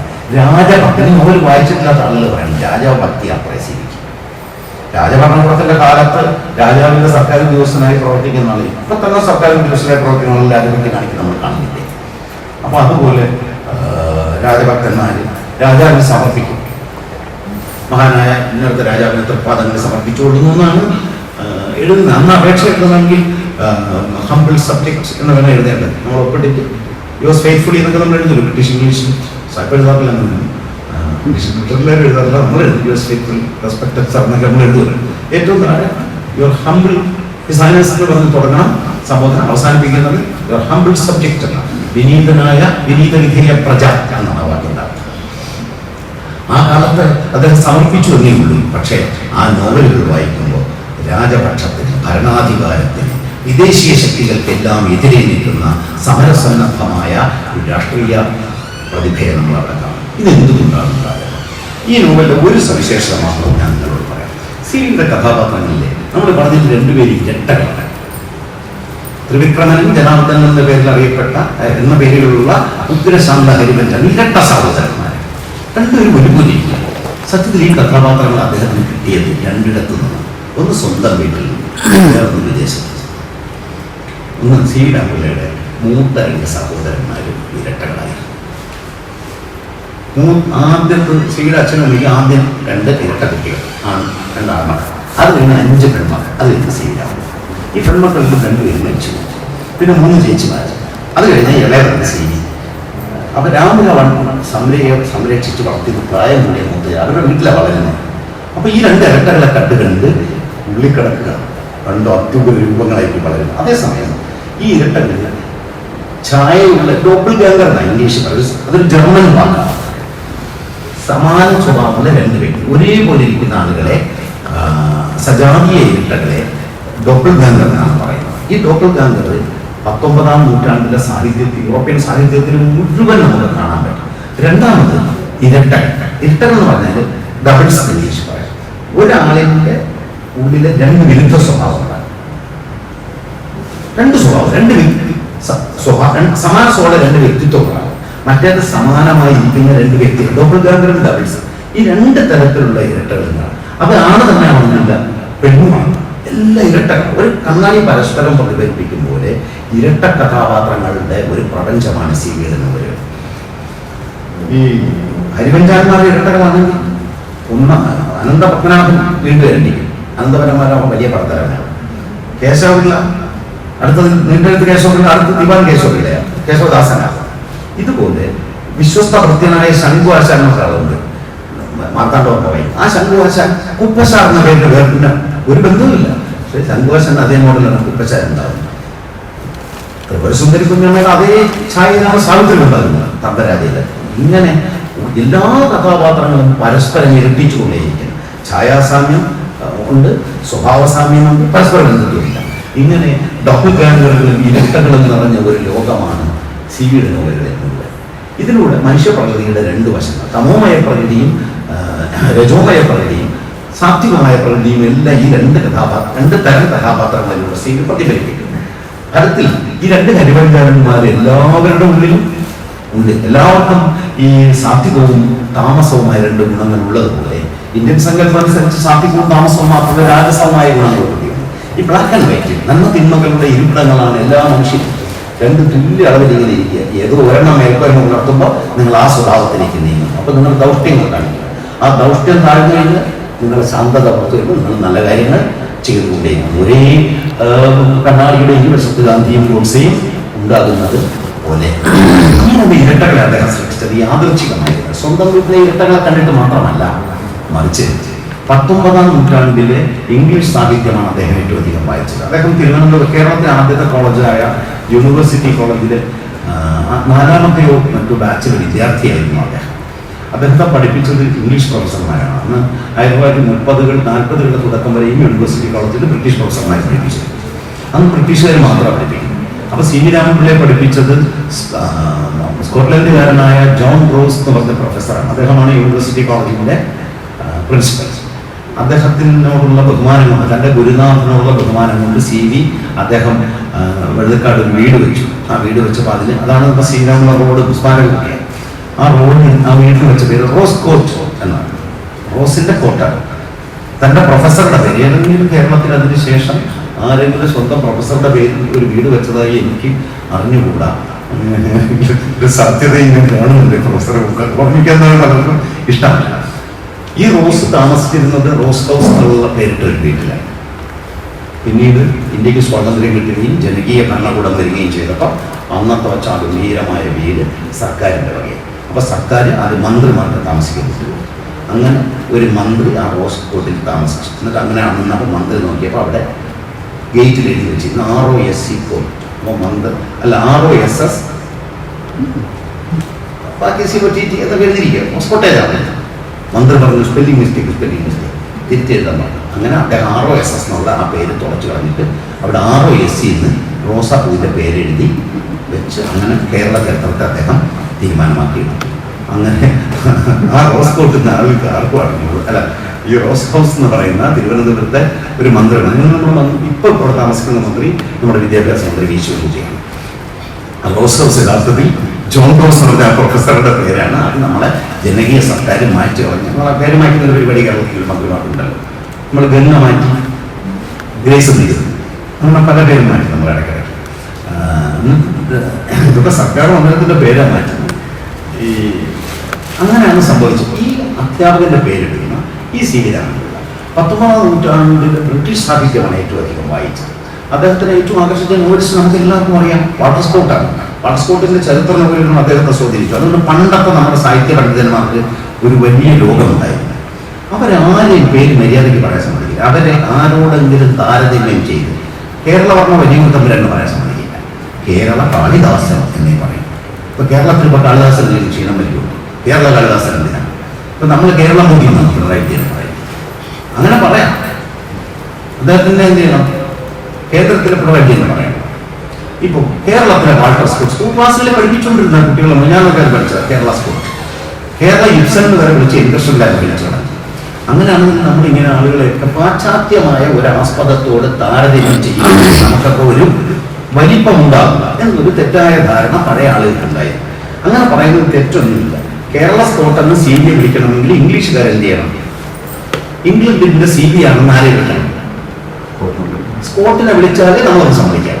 ഇപ്പൊ എന്തായാലും ഭാഗ്യമുണ്ട്, കേരള സ്കോട്ട്, കേരള ഇബ്സൺ, കേരള കാളിദാസൻ എന്നൊന്നും ഇപ്പോഴത്തെ ടീച്ചർമാർ പഠിപ്പിക്കുകയോ കുട്ടികൾ പഠിക്കുകയോ ചെയ്യുന്നില്ല എന്നുള്ളൊരു മഹാഭാഗ്യമാണ്. ഇങ്ങനെയാണ് ഞാൻ പറഞ്ഞ പഴയ പണ്ഡിതന്മാരുണ്ടാക്കിയ ദുസ്വാധീനം, അവരുടെ മഹത്വങ്ങൾ അംഗീകരിച്ചുകൊണ്ട് ഈ ദുസ്വാധീനം CB യുടെ പേരുണ്ട്. CB സ്കോട്ട് വായിച്ച് വഷളായിപ്പോയി. ഐവാനോയുടെ മട്ടിലാണ് മാർത്താണ്ഡവർമ്മ ഉണ്ടാക്കിയത് എന്നൊക്കെ എഴുതി. ഇവർക്ക് ഈ പലരും ശരിക്കും സ്കോട്ടിനെ വായിച്ചില്ല. ഐവാനോയുടെ സാദൃശ്യമൊക്കെ ഉണ്ട്. പാടസ്കോട്ടിനെ വായിക്കാതാണ് ഇതൊക്കെ പറയുന്നത്. പാടസ്കോട്ടിനെ വായിച്ചു നോക്കിയാൽ CV രാമൻപിള്ള പാടസ്കോട്ടിന് ഒരു സാമ്യമില്ല. CV രാമൻപിള്ള വളരെ വേഗത്തിലാണ് നിൽക്കുന്നത് എന്നുള്ളത് മനസ്സിലായി. ഇനി 19-ാം നൂറ്റാണ്ടിൽ CB വായിച്ച നോവലുകളെ കുറിച്ച് ഇവർക്ക് ധാരണയില്ലാത്തതാണ്. അന്ന് യഥാർത്ഥത്തിൽ CV രാമൻപിള്ള ഏറ്റവും അധികം സ്വാധീനിച്ച നോവലിസ്റ്റുള്ള ഒരാള് ചാൾസ് ഡിക്കിൻസൺ. ചാൾസ് ഡിക്കൻസിന്റെ ദാരിദ്ര്യം, ഫാക്ടറി, പാവപ്പെട്ടവരുടെ ജീവിതം, കുടുംബ പ്രശ്നങ്ങളൊക്കെയാണ് ചാൾസ് ഡിക്കൻസ് എഴുതിയത്. ഏറ്റവും പരിചിതമായ ഡിക്കൻസിന്റെ കൃതികൾ നിങ്ങൾക്ക് എല്ലാവർക്കും അറിയാം. അദ്ദേഹത്തിന്റെ ഒലിവർ ട്വിസ്റ്റും ക്രിസ്മസ് കാരലുമാണ് ഏറ്റവും ആളുകൾക്ക് അറിയാവുന്നത്. ഇതൊന്നും അല്ലാത്ത ടെയർ ടു സിറ്റീസ് പോലുള്ള, ബ്ലേക്ക് ഹൗസ് പോലുള്ള, ഡ്രിൻ ജൂഡ് പോലുള്ള അതിഗംഭീരങ്ങളായ നോവലുകളൊക്കെ ഗ്രേറ്റ് എക്സ്പെക്ടേഷൻസ് പക്ഷേ ഏറ്റവും മനോഹരമായിരുന്നു. ഈ നോവലുകൾ നോക്കുമ്പോൾ ഇതിനകത്ത് മുഴുവൻ നമ്മൾ കാണുന്നത് CB അതൊന്നും എടുത്തില്ല. ചരിത്ര നോവലുകൾക്കോ അദ്ദേഹത്തിന്റെ പശ്ചാത്തലത്തിൽ ഒന്നും പഠിക്കില്ല. പക്ഷേ ഡോപ്പിൾ ഗാംഗർ എന്ന് പറഞ്ഞ ആശയം ഡിക്കൻസ് മുഴുവൻ നോക്കുമ്പോൾ ഇരട്ടകളുടെ ഒരു കളിയാണ്. 19-ാം നൂറ്റാണ്ടിലെ സാഹിത്യം മുഴുവൻ ഇരട്ടകളുണ്ട്. യൂറോപ്യൻ സാഹിത്യത്തിലുണ്ട്, ഗൈറ്റയുടെ മുഴുവൻ ഇരട്ടകളുണ്ട്. ഈ ജർമ്മൻ കൃതികളിലേക്ക് ഇരട്ടകൾ സി വി വായിച്ചിരിക്കാൻ വേണ്ടി 19-ാം നൂറ്റാണ്ടിലെ യൂറോപ്യൻ ലിറ്ററേച്ചറിലെ ഏറ്റവും വലിയ മെറ്റഫറുകളിൽ ഒന്നായിരുന്നു ഒരു സാഹിത്യ തന്ത്രം, ഒരു കലാതന്ത്രമായിട്ടാണ് ഇരട്ടകൾ ആവിഷ്കരിക്കപ്പെട്ടത്. ഇതൊന്നും സി വി എഴുതിയില്ല. ഡിക്കൻസിന്റെ ഉള്ള ഈ പരിചയം സി വി പ്രബലം ആണ്. പക്ഷേ ഡിക്കൻസിന്റെ കഥയോ പശ്ചാത്തലമോ ഒന്നുമല്ല അദ്ദേഹം. ഈ ഇരട്ട എന്ന് പറഞ്ഞ സാഹിത്യാശം ഡോപ്പൽഗാംഗർ അല്ലെങ്കിൽ ഡബിൾ എന്ന് പറഞ്ഞ ആശയത്തിൽ അദ്ദേഹം ആ യൂറോപ്യൻ സ്വാധീനത്തെ കേരളീയമായ പശ്ചാത്തലത്തിലും ഭാരതീയമായ ദാർശനിക ധാരകളെ പറ്റിയാണ് നമ്മുടെ സങ്കല്പങ്ങളുണ്ട്. സത്വരജസ്തമോ കൂടുന്നു ആ മോഡലാണ് അദ്ദേഹം. അതൊരു പാശ്ചാത്യമായ ഒരു ഇരട്ട സങ്കല്പത്തിന്റെ ഇന്ത്യൻ പതിപ്പല്ല, മറിച്ച് തദ്ദേശീയമായ ചരിത്രത്തിന്റെയും തദ്ദേശീയമായ ദാർശനിക അടിത്തറയിൽ നിർമ്മിക്കപ്പെട്ട പുതിയൊരാശയമാക്കി സി വി മാറ്റി. അത് അദ്ദേഹത്തിന്റെ വലിയ വലിപ്പങ്ങളിൽ മുമ്പൊന്നും സി വി പാണ്ഡിത്യമോ സി വി നിരൂപണമോ ചർച്ച ചെയ്തിട്ടില്ലാത്ത ഒരു വിഷയമാണ് ഞാനിപ്പോൾ പറഞ്ഞ ഇരട്ടകളുടെ സ്വാധീനം. ഇത് അവിടെ മാത്രമല്ല, 19-ാം നൂറ്റാണ്ടിലെ ഏറ്റവും വലിയ നോവലിസ്റ്റായ ദസ്തയേവ്സ്കിയെ നോക്കിയാൽ മതി. സി വി രാമന്റെ ദസ്തയേവ്സ്കി വായിച്ചിരിക്കാനുള്ള ഒരു സാധ്യതയും ഇല്ല. കാരണം ആ കാലത്ത് അത് 1912 ആവുമ്പോഴേ ദസ്തയേവ്സ്കിയുടെ നോവലുകൾ റഷ്യൻ ഇംഗ്ലീഷിൽ ട്രാൻസ്ലേഷനൊക്കെ എത്തിയിട്ടുള്ളൂ. അന്ന് അത് തിരുവനന്തപുരത്ത് എത്താമെന്നൊന്നുമില്ല. അപ്പോഴേക്കും സി വി അദ്ദേഹത്തിന്റെ നോവലുകളൊക്കെ എഴുതി അടുത്ത നോവൽ എഴുതുന്നെങ്കിൽ പിന്നെ അധികാരമായിട്ട് ഒരുമയൊക്കെ ജീവിച്ചു ആ പ്രവർത്തനങ്ങൾ വരുന്ന കാലം. അപ്പം ദസ്തയേവ്സ്കി വായിച്ചിരിക്കാൻ സാധ്യതയില്ല. പക്ഷേ ഈ ദസ്തയേവ്സ്കിയിലും ഇരട്ടകളുടെ കളിയാണ്. ദസ്തയേവ്സ്കിയുടെ പ്രശസ്തമായ നോവലിന്റെ പേര് തന്നെ ഡബിൾ എന്നാണ്. അദ്ദേഹത്തിന്റെ നോവലുകൾ മുഴുവൻ ഈ ഡിക്കൻസിലുള്ളത് പോലെ ഡബിൾ നമുക്ക് കാണാം. പ്രത്യേകിച്ച് കരാമസോവ് വായിച്ചിട്ടുള്ളവർക്ക് അറിയാം. കരാമസോവിന് 4 മക്കളാണ്. 3 സ്വന്തം മക്കളും 1 ഒരു അഭീത സന്താനം. ഈ 4 പേരും ഡബിൾസാണ്. ഒരാളുടെ സ്വഭാവത്തിന്റെ വേറെ വശമായിരിക്കും മറ്റുള്ളവർ കാണുന്നത്. അവര് ഡബിൾസ് ആണ്. അവർ ഡോപ്പൽഗാംഗറുടെ അല്ല. ഡോപ്പൽഗാംഗറിനെ ഉണ്ട് അദ്ദേഹത്തിന്റെ ഡബിൾ എന്ന് പറഞ്ഞ നോവലിൽ. ഗൊലിയാത്തി എന്ന് പറഞ്ഞ ഒരു ക്യാരക്ടർ ഓഫീസിൽ സർക്കാർ ഗുണസ്ഥനാണ്. ഓഫീസിൽ പോയ ആകെ പ്രശ്നമായി വേറെ ഗൊലിയാത്തി വന്നു. ഇയാളെ പദ്ധതി അങ്ങനെ പതുക്കെ വേറെ മറ്റൊരു ഗൊല്യ അപരനായ ഗൊലിയാക്കിൻ യഥാർത്ഥ ഗൊലിയാക്കിന്റെ സ്ഥാനം കീഴ്പ്പെടുത്തുന്നതാണ് അദ്ദേഹത്തിന്റെ ഡബിൾ എന്ന് പറഞ്ഞ നോവലിന്റെ തന്നെ പ്രമേയം. ഇത് വേറെ ലോകത്തിൽ നിങ്ങൾ കാണും. കാഫ്കയുടെ മെറ്റമോർഫോസിസ് വായിച്ചുള്ള ആളുകൾക്ക് കാഫ്കയുടെ ഗ്രെഗർ സാംസ എന്ന് പറയുന്ന ഇൻഷുറൻസ് ഏജന്റ് ഒരു ദിവസം രാവിലെ ഒരു പ്രാണിയായി ശക്തമായി മാറി ഒരു വണ്ട് പോലത്തെ ഒരു ജീവിയായി മാറിപ്പോയി. ഡബിൾ തന്നെ മറ്റേ ഗോലിയാക്കിൽ തന്നെയാണ് ദസ്തയേവ്സ്കിയുടെ സ്വാധീനത കാഫ്കയിൽ എത്രത്തോളം ഉണ്ട്. ഡബിൾ എന്ന് പറഞ്ഞാൽ ഡബിൾ ഗാംഗർ എന്ന് പറഞ്ഞ ആശയം എന്നത് നമുക്ക് കാഫ്കയിലും ദസ്തയേവ്സ്കിയിലും ചാൾസ് ഡിക്കൻസിലും ഒക്കെ കാണാം. ഈ 19-ാം നൂറ്റാണ്ടിലെ ഈ സാഹിത്യ പാരമ്പര്യം സി വി രാമൻപിള്ളയെയും സ്വാധീനിച്ചത് നമ്മൾ ഈ 3 നോവലുകളിൽ നമുക്ക് കാണാം. ഞാൻ സി വിയുടെ നോവലുകളിലെ ഏറ്റവും പ്രധാനപ്പെട്ട ഒരു അംശം ഞാൻ ചൂണ്ടിക്കാണിച്ചത് സി വി സ്കോളർഷിപ്പ് ഇതുവരെയും നമ്മൾ മുമ്പിൽ പറയാത്ത കാര്യമാണ്. അതുകൊണ്ട് മറുവശങ്ങൾ എന്ന് പറഞ്ഞാൽ സി വി രാമൻപിള്ള നമ്മുടെ ഏറ്റവും വലിയ നോവലിസ്റ്റ് ആയിരിക്കുന്നതിൻ്റെ 3-4 കാരണങ്ങൾ മാത്രം ഞാൻ പറയാം. അതൊന്ന്, സി വി അതുവരെയും നമുക്ക് നോവൽ തന്നെ ഉണ്ടായിരുന്നില്ല. ചന്തുമേനോൻ മാത്രമാണ് നമുക്കുണ്ടായിരുന്ന ഒരു മാതൃക. അദ്ദേഹമാകട്ടെ സാമൂഹ്യ ജീവിതത്തിനാണ് പ്രാധാന്യം കൊടുത്തത്, കുടുംബജീവിതത്തിനാണ്. ഫാമിലിയും രാഷ്ട്രീയവും അതിലൊക്കെയാണ് അദ്ദേഹം വ്യക്തിബന്ധങ്ങൾ മിഡിൽ ക്ലാസ് സൊസൈറ്റിയാണ്. അതേസമയം ജന്മിയുടെയും രാജാവിൻ്റെയും കുടുംബങ്ങളുടെയും ലോകവും ചരിത്രത്തിൻ്റെ ലോകവും പ്രമേയമാക്കുകയും ദാർശനികത നോവലിലെ ഒരു പ്രമേയധാരയാക്കി മാറ്റുകയും ചെയ്തു സി. അങ്ങനെ ഈ 2 മഹാപുരുഷന്മാരായ ആദ്യ നോവലിസ്റ്റുകൾ 2 ധാരകൾ ഒരേ സമയം 2 പാതകൾ വെട്ടി തുറന്നു. ആ 2 പാതകളും അന്ന് തൊട്ടിന്നോളവും ജനനിബിഡമായി സുശക്തമായി മലയാളത്തിൽ വീതി കൂടി വർദ്ധിച്ച് വന്നുകൊണ്ടേയിരിക്കുന്നു. പരസ്പരം കൂട്ടുമുട്ടാറുണ്ടെന്നാണ്. അപ്പോൾ ദാർശനിക ഗൗരവമുള്ള നോവലിസ്റ്റുകൾ പിന്നീട് സി വിയുടെ പാതയിൽ സഞ്ചരിച്ചു വരുന്നത് സാമൂഹികവും കുടുംബപരവുമായ കഥകൾ എഴുതി വന്ന നോവലിസ്റ്റുകളുണ്ട്. ഇത് 2 പലപ്പോഴും കൂട്ടിമുട്ടുന്ന നോവലിസ്റ്റുകളെ നമുക്ക് മലയാളത്തിൽ അവരുടെ 2 പേരുടെയും പൈതൃകം പിൽക്കാല നോവലിസ്റ്റുകളിലെല്ലാം ഉണ്ട്. ഇപ്പോൾ രണ്ടാമത് സി വി ഉപയോഗിച്ച ഭാഷ, അത് പ്രസിദ്ധമായ പുസ്തകത്തിന്റെ പേരിൽ കൃഷ്ണപിള്ളയുടെ പ്രതിപാത്രം ഭാഷണഭേദം. ഓരോ കഥാപാത്രം ഓരോ ഭാഷയിൽ സംസാരിക്കുന്നു. ആ ഭാഷ ഒരേ സമയം തിരുവനന്തപുരത്തെ ഡയലക്റ്റ് എന്ന് പറഞ്ഞാൽ ഒരു ഡയലക്റ്റ് അല്ല, തിരുവനന്തപുരത്തെ തെക്കൻ പ്രദേശത്തെ ഡയലക്റ്റ് പറയുന്നത് എല്ലാ ഡയലക്റ്റുകളും കൂട്ടിയാണെങ്കിലുള്ള സംഭാഷണം. ആ സംഭാഷണമാണ് പലപ്പോഴും ആളുകൾക്ക് മനസ്സിലാക്കാതെ പോകുന്നത്. അതും ഇപ്പോഴത്തെ തിരുവനന്തപുരത്തുകാർ പറയുന്ന ഭാഷയാണ്. 18-ാം നൂറ്റാണ്ടിലെ തിരുവനന്തപുരത്തുകാർ സംസാരിച്ചിരുന്ന ഭാഷ റീഇൻവെന്റ് ചെയ്യാണ് സി വി ചെയ്തത്. സി വി ഒരു മാർത്താണ്ഡവർമ്മ മഹാരാജാവ് 1858 മരിച്ചത്. ആ 1858 സി വി ജനിച്ചത്. അല്ല, അദ്ദേഹം മരിച്ച് 1758 ജനിച്ചു. കൃത്യം 100 കൊല്ലം തികഞ്ഞ വർഷമാണ്. മാർത്താണ്ഡവർമ്മയുടെ ശതാബ്ദി വർഷത്തിൽ ജനിച്ച നോവലിസ്റ്റാണ് സി വി രാമൻപിള്ള. 1758 ജനിച്ചു, 22 മരിച്ചു. തനിക്ക് 100 കൊല്ലം മുമ്പുള്ള ഒരു കാലഘട്ടത്തിലെ ജീവിതത്തെ റീഇൻവെന്റ് ചെയ്തു. ആ ഭാഷ ഉണ്ടാക്കിയെടുത്തത് അന്ന് അങ്ങനെയാണോ സംസാരിച്ചതൊക്കെ ഉറപ്പില്ല. ആ ഭാഷ പ്രശ്നം. 2 അദ്ദേഹത്തിന്റെ വിവരണകല. ആദ്യത്തെ സംഭാഷണത്തിൽ പ്രാദേശികം, തനി ഡയലോഗ്. വിവരണകല വരുമ്പോൾ അത് ഭയങ്കര സംസ്കൃതബദ്ധമായ പിടിച്ചാൽ കിട്ടാത്ത വാക്യങ്ങൾ. ചില വാക്യങ്ങളൊക്കെ അച്ചടിത്തിലേക്ക് വന്ന് ദൂരാന്യം ഒന്നും മനസ്സിലാകാതെ തെറ്റിയ വാക്യങ്ങളൊക്കെ ഉണ്ട്. നിങ്ങൾ ഖസാക്കിന്റെ രസം നോക്കും, ഒന്ന് തനി പ്രാദേശിക ഭാഷ, അതിന് ഫുട്നോട്ടിലേക്ക് പറഞ്ഞ് മനസ്സിലാവില്ല.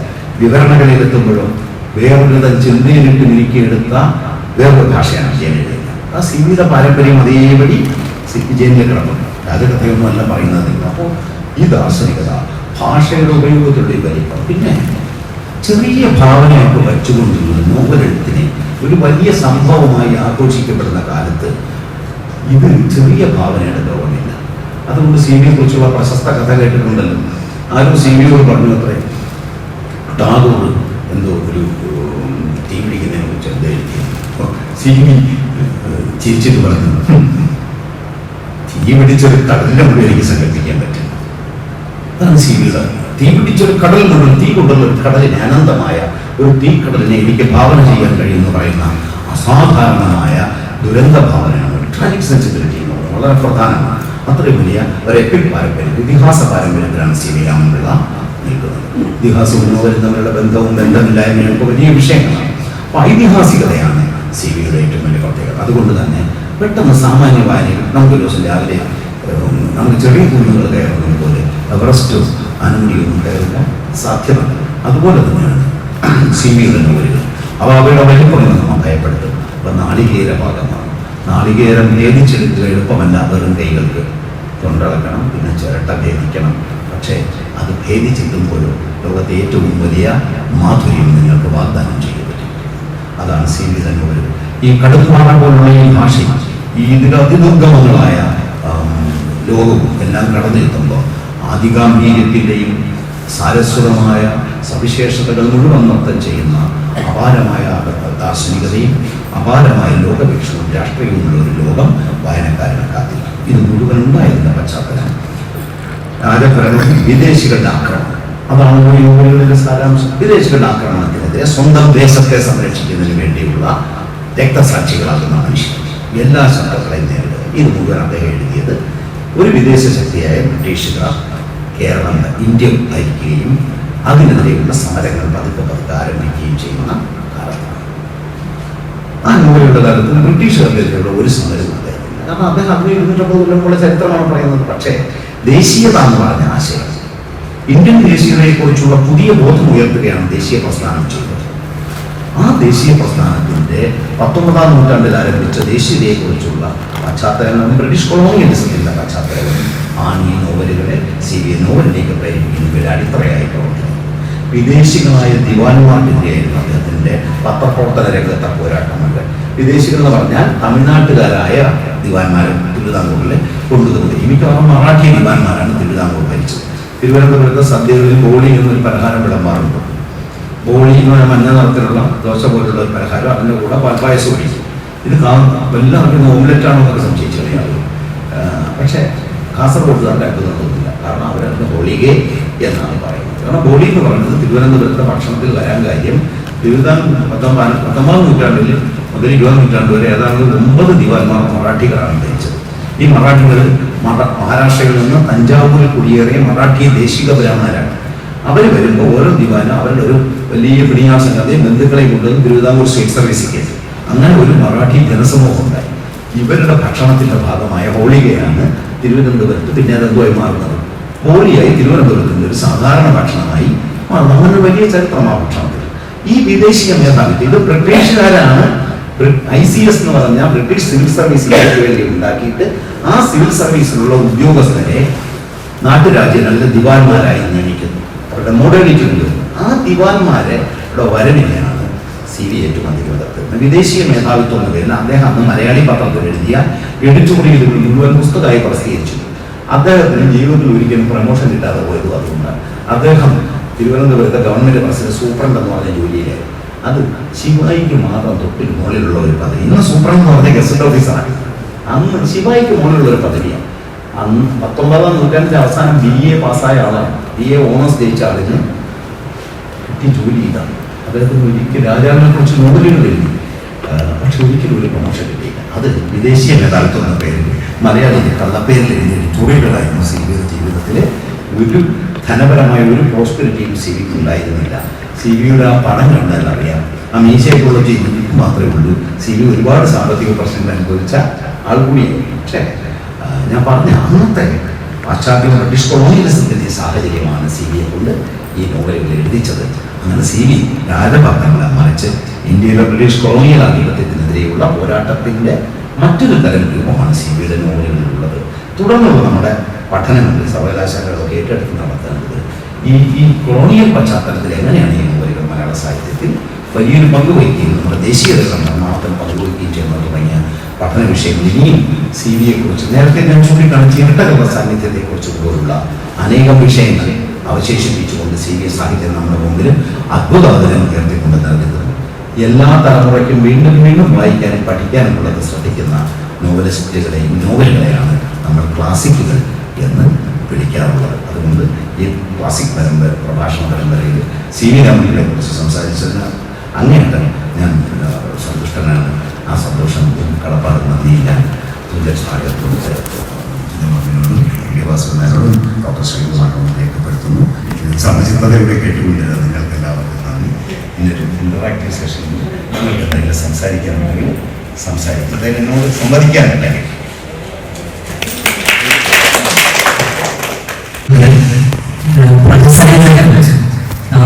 വ്യത്യസ്തമായ ഭാഷ, ഹാസ്യാവിഷ്കാരമൊക്കെയാണ്.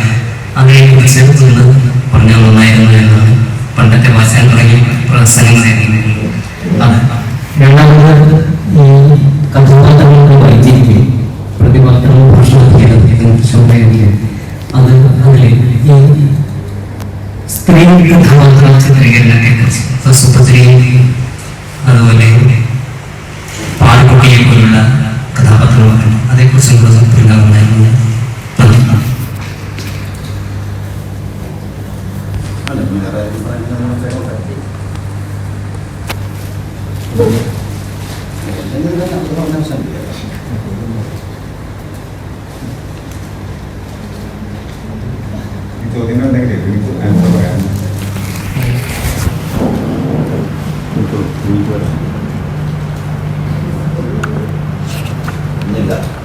നമ്മുടെ ഈ നവോത്ഥാന ആശയങ്ങൾ അദ്ദേഹത്തിൻ്റെ ഗതി, അതായത് സ്ത്രീ വിദ്യാഭ്യാസം, ഇംഗ്ലീഷ് വിദ്യാഭ്യാസം തുടങ്ങിയ വിഷയങ്ങളും CVയുടെ രചനകളും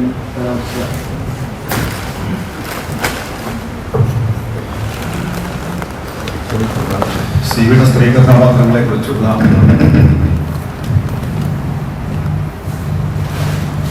ബാബുരാജിന്റെ ചോദ്യം ന്യായമാണ്. ഒന്ന് പ്രഹസനങ്ങളെ കുറിച്ചാണ് ബാബുരാജാക്കുന്നത്. ഒന്നാമത് പ്രഹസനങ്ങളെ ഞാൻ വിദഗ്ധനല്ല. എന്നൊക്കെ വലിയ വിദഗ്ധ ശ്രീകുമാറാണ്. നാടകമാണ് ശ്രീകുമാറിൻ്റെ ഒരു മേഖല. ഉദാഹരണത്തിൻ്റെ ആ നാടകങ്ങൾ എഴുതി പ്രഹസനങ്ങൾ എഴുതാനുള്ള കാര്യം പൂർണ്ണമായ നാടകങ്ങളല്ല, ഫാഴ്സ് എന്ന് പറഞ്ഞാൽ ഇംഗ്ലീഷ് രീതിയിലുള്ളതാണ്. അത് തിരുവനന്തപുരത്തെ ചില നാടകാവതരണങ്ങൾക്ക് വേണ്ടി എഴുതപ്പെട്ടതാണ്. അത് ഒരു മിഡിൽ ക്ലാസ് സൊസൈറ്റിയുടെ, പ്രത്യേകിച്ച് രാജാവ് അതുമായിട്ട് ബന്ധപ്പെട്ട തിരുവനന്തപുരത്തെ ഒരു മധ്യവർഗ സമൂഹത്തിൻ്റെ പൊങ്ങച്ചങ്ങളും കൊള്ളത്തരങ്ങളും ഇതിയൊക്കെ പ്രഹസനമാണല്ലോ. അതിനെ കളിയാക്കുകയാണ് CV ചെയ്തത്. ഒരു സാമൂഹിക നിരീക്ഷണം, സാമൂഹ്യ നാടകങ്ങളാണ് ശരിക്കും ഒരു എക്സ്പെരിമെൻ്റ് എന്ന് പറയപ്പെടുന്നത്. അത് പിന്നീട് നമ്മുടെ നാടക പ്രസ്ഥാനത്തിൻ്റെ തന്നെ അടിത്തറയായിട്ടുള്ളതാണ്. പക്ഷേ പലപ്പോഴും നാടക ചരിത്രകാരന്മാർ ഈ ഫാഴ്സുകളെ അതിനുള്ള പ്രാധാന്യത്തോടെ കാണാറില്ല. സ്ത്രീ കഥാപാത്രങ്ങൾ ഒരുപക്ഷെ ഏറ്റവും കൂടുതൽ CVയുടെ നോവലുകളെ കുറിച്ചുള്ളതായിട്ടുള്ള പഠനങ്ങളിൽ ഈ സുഭദ്രയെ കുറിച്ചാണ് പറഞ്ഞിട്ടുള്ളത്. സുഭദ്ര എന്ന സ്ത്രീക്ക് ഒരു ഡബിൾ ഗാനമാണ്, ഒരു ഇരട്ടയുണ്ട്. അതായത് അനന്തപത്മനാഭന്റെ ഇരട്ട. അനന്തപത്മനാഭന്റെ അച്ഛനായ തിരുമുഖത്തുപിള്ളയ്ക്ക് മറ്റൊരു സ്ത്രീയിലുണ്ടായ മകളായിട്ടാണ് സങ്കല്പം കഥയും. അപ്പൊ അനന്തപത്മനാഭൻ എന്തൊക്കെ കാണിക്കുന്നുണ്ടോ അതെല്ലാം വേറൊരു രീതിയിൽ സുഭദ്രയും കാണിക്കുന്നുണ്ട്. സുഭദ്രയ്ക്ക് അനന്തപത്മനാഭൻ വേദമില്ലെന്ന് ശാരീരികമായി. അപ്പൊ അത് ആ സുഭദ്രയുടെ വ്യത്യസ്ത രൂപമായ സ്ത്രീകളാണ് പിന്നീട് ഇരട്ടകളായിട്ട് സാവിത്രിയായിട്ടൊക്കെ ഈ പാറക്കുട്ടി തന്നെ മീനാക്ഷി ചെയ്യുന്നത്. വേറെ തന്നെ സ്വഭാവമായി ഇങ്ങോട്ട് പുറത്തേക്ക് വരുന്നത്. പക്ഷേ സുഭദ്രയുടെ പലതരം രൂപങ്ങളാണ് നമ്മൾ പിന്നീടുള്ള നോവലുകൾ. അത് ത്രിപുരസുന്ദരി കുഞ്ഞമ്മയായ പക്ഷെ വളരെ കുറച്ച് സന്ദർഭങ്ങളിൽ മാത്രം പ്രത്യക്ഷപ്പെടുന്നു. എനിക്ക് ഏറ്റവും വലിയ കഥാപാത്രമായി സ്ത്രീ കഥാപാത്രമായി തോന്നിയത് ത്രിപുരസുന്ദരി കുഞ്ഞമ്മയാണ്. പിന്നെ പുരുഷന്മാർക്ക് പ്രാധാന്യമുള്ള രാജ്യതന്ത്ര പ്രധാനവും ഉപജാപങ്ങൾ പ്രധാന വിഷയമായിട്ടുള്ള ഒരു നോവൽ പ്രപഞ്ചത്തിനകത്ത് സ്ത്രീ കഥാപാത്രങ്ങൾക്ക് താരതമ്യേന പ്രാധാന്യം കുറഞ്ഞു. കാരണം ഈ റൊമാൻറ്റിക് രംഗങ്ങൾ വളരെ കുറവാണ്. ആ ഉള്ള റൊമാൻറ്റിക് നോവലിസ്റ്റ് കൂടിയായിരുന്നു ആ റൊമാൻറ്റിക് രംഗങ്ങൾ മാത്രം പറഞ്ഞിട്ട് പാർക്കുട്ടിയായിട്ടുള്ള ആ ഫാനോ, അത് കഴിഞ്ഞിട്ട് മീനാക്ഷിയുടെ ഉള്ളത്, പിന്നെ ദുരന്ത ദുഷ്യന്ത, ധർമ്മരാജ കഴിഞ്ഞത് രാമരാജാപുരത്തുനിന്ന് വലിയ സംശയമാണ്. ശരിക്കും ധർമ്മരാജയുടെ കഥ കേശവപിള്ള, രണ്ട് കേശവന്മാരാണ്. മീനാക്ഷി എന്ന് പറഞ്ഞ നായിക ഒരു പ്രേമത്തിനാണ് കേശവൻ നിർത്താൻ. ഈ കേശവൻ നിർത്താൻ ആരോ തട്ടിക്കൊണ്ടുപോയി. അപ്പോൾ കേശവൻ നിർത്താൻ എന്നെ എങ്ങനെയെങ്കിലും കണ്ടുപിടിക്കണം. അപ്പോൾ കേശവനെ ഞാൻ കാണിച്ചു തരാം എന്ന് പറഞ്ഞ് ഒരാൾ വിളിച്ചുകൊണ്ട് ഈ മീനാക്ഷിയെ വിളിച്ച് കേശവന്റെ അടുത്ത് കൊണ്ടുപോയി. കേശവപിള്ള പ്രഥമ ദർശനത്തിൽ തന്നെ ഈ സ്ത്രീയോട് അനുരാഗത്തിലാണ്. പിന്നെയാണ് അറിയുന്നത് തനിക്ക് പരിചയമുള്ള ഇന്നാളുടെ കാമുകിയാണ് അവനെ മോചിപ്പിക്കാനാണ് വന്നത്. ഈ സ്ത്രീയായിട്ട് ഇത് കേശവനെ കേട്ടപ്പോൾ തൻ്റെ കാമുകനാണ് തെറ്റിദ്ധരിച്ചു പോയതാണ്. പിന്നീട് അദ്ദേഹത്തിന് ആ സ്ത്രീയോടുള്ള ഒരു ഇഷ്ടം മഹാരാജാവിന് അറിയാമായിരുന്നു. ആദ്യത്തെ അവരുടെ കല്യാണം നടക്കുന്ന ദിവസം കല്യാണത്തിന് ഇയാൾ പോയില്ല. കേശവപിള്ള അന്ന് കൊട്ടാരത്തിൽ രാജാവിൻ്റെ അടുത്തിരിക്കുക. അപ്പോൾ രാജാവ് ചോദിച്ചു, കേശവൻ കല്യാണം ആണല്ലോ, ഇവിടെ പോകുന്നില്ല എന്ന് ചോദിച്ചു. ഇല്ല, എൻ്റെ ജോലി ഇവിടെ ആയതുകൊണ്ട് ഞാൻ ഇവിടെ വന്നെന്ന് പറഞ്ഞു. അപ്പം മഹാരാജന് മനസ്സിലായി. മഹാരാജ പറഞ്ഞു, കേശവൻ കാര്യം ചെയ്യും, ഏത് കുടുംബത്തിൽ നിന്നാണെന്ന് പറഞ്ഞ ഒരു കുട്ടിയെ തിരഞ്ഞെടുക്കുക, ബാക്കി ഞാൻ നോക്കാം. കല്ലേ പിളർപ്പല്ലോ രാജകൽപ്പന. പക്ഷെ എന്നോട് വിവാഹം കഴിച്ചു. നങ്കകോയിക്കൽ എന്ന് പറഞ്ഞ ഒരു കുടുംബത്തിൽ നിന്നാണ് കേശവദാസൻ കല്യാണം കഴിച്ചത്. നങ്കകോയിക്കൽ കുടുംബത്തിലുള്ള രാമൻ നമ്പി എന്ന് പറഞ്ഞ ഒരാളിന്റെ ആശ്രിതരായിരുന്നു ശ്രീരാമപിള്ള പിന്നീട്. അപ്പോ ഇങ്ങനെ ഈ ദുരന്ത സ്ത്രീ ജീവിതത്തിന്റെ ദുരന്തവസ്ഥ, ഭർത്താവിന്റെ സംശയം, ഇതെല്ലാം കേശവപിള്ള പിന്നീട് വലിയ സംശയം. കേശവപിള്ള ഈ സ്ത്രീ തമ്മിൽ എന്തുകൊണ്ട് തന്റെ മോൾ യഥാർത്ഥ തന്റെ മോളല്ല, കേശവപിള്ളയുടെ മോളാന്നൊക്കെ ഇങ്ങനെ സംശയമുണ്ട്. ഈ നോവലിസ്റ്റ് ആകട്ടെ ഇത് ക്ലാരിഫൈ ചെയ്യും. വായിക്കുന്നത് നമുക്ക് ശരിയാണെന്ന് കേശവപിള്ള പോലെ സംശയിച്ചു. ഇങ്ങനെയുള്ള സ്ത്രീ ജീവിതത്തിന്റെ നാനാവശങ്ങളുണ്ടെങ്കിലും താരതമ്യേന ഈ പുരുഷപ്രധാനമായ സൈന്യപ്രധാനവും ഉപജാപപ്രധാനമായ നോവലുകളിൽ സ്ത്രീ ജീവിതം വളരെ കുറവാണ്. പക്ഷെ ഉള്ളിടത്താകട്ടെ അത് ഒരു പ്രത്യേക മാതൃകയുള്ള എല്ലാത്തരം സ്ത്രീകളുണ്ട്. പകുതി കൊച്ചിയിലുള്ള സ്ത്രീകൾ അന്നത്തെ സാധാരണ ഒരു ജീവിതത്തിൻ്റെ പക്കാ മാതൃകയാണ് ഈ സ്ത്രീ. പക്ഷെ പൂർണ്ണമായും അതിവികസിതമായ സ്ത്രീലോകം ഈ പശ്ചാത്തലത്തിൽ സാധ്യമല്ലാത്തതുകൊണ്ടാണ് അധികം കഥാപാത്രങ്ങൾ സ്ത്രീകൾ ഉണ്ടാകാതെ പോയത്. ഇനി നവോത്ഥാനാശയങ്ങൾ എന്ന പ്രശ്നം സി വി എഴുതിയ കാലത്ത് എല്ലാ നവോത്ഥാന യത്നങ്ങളിലും പങ്കെടുത്ത ഒരാളാണ്. പക്ഷെ സി വി എഴുതിയ കഥകൾ 200 കൊല്ലം പിന്നിലുള്ളതാണ്. പക്ഷെ ഇതിൻ്റെ ഒരു വൈരുദ്ധ്യം നിങ്ങൾ കാണേണ്ടത്, സി വി രാമനുള്ള അതിശക്തരായ സ്ത്രീ കഥാപാത്രങ്ങളെ സൃഷ്ടിക്കുമ്പോഴും സി വി രാമന്റെ പെൺമക്കളെ അദ്ദേഹം സ്കൂളിൽ അയച്ചില്ല.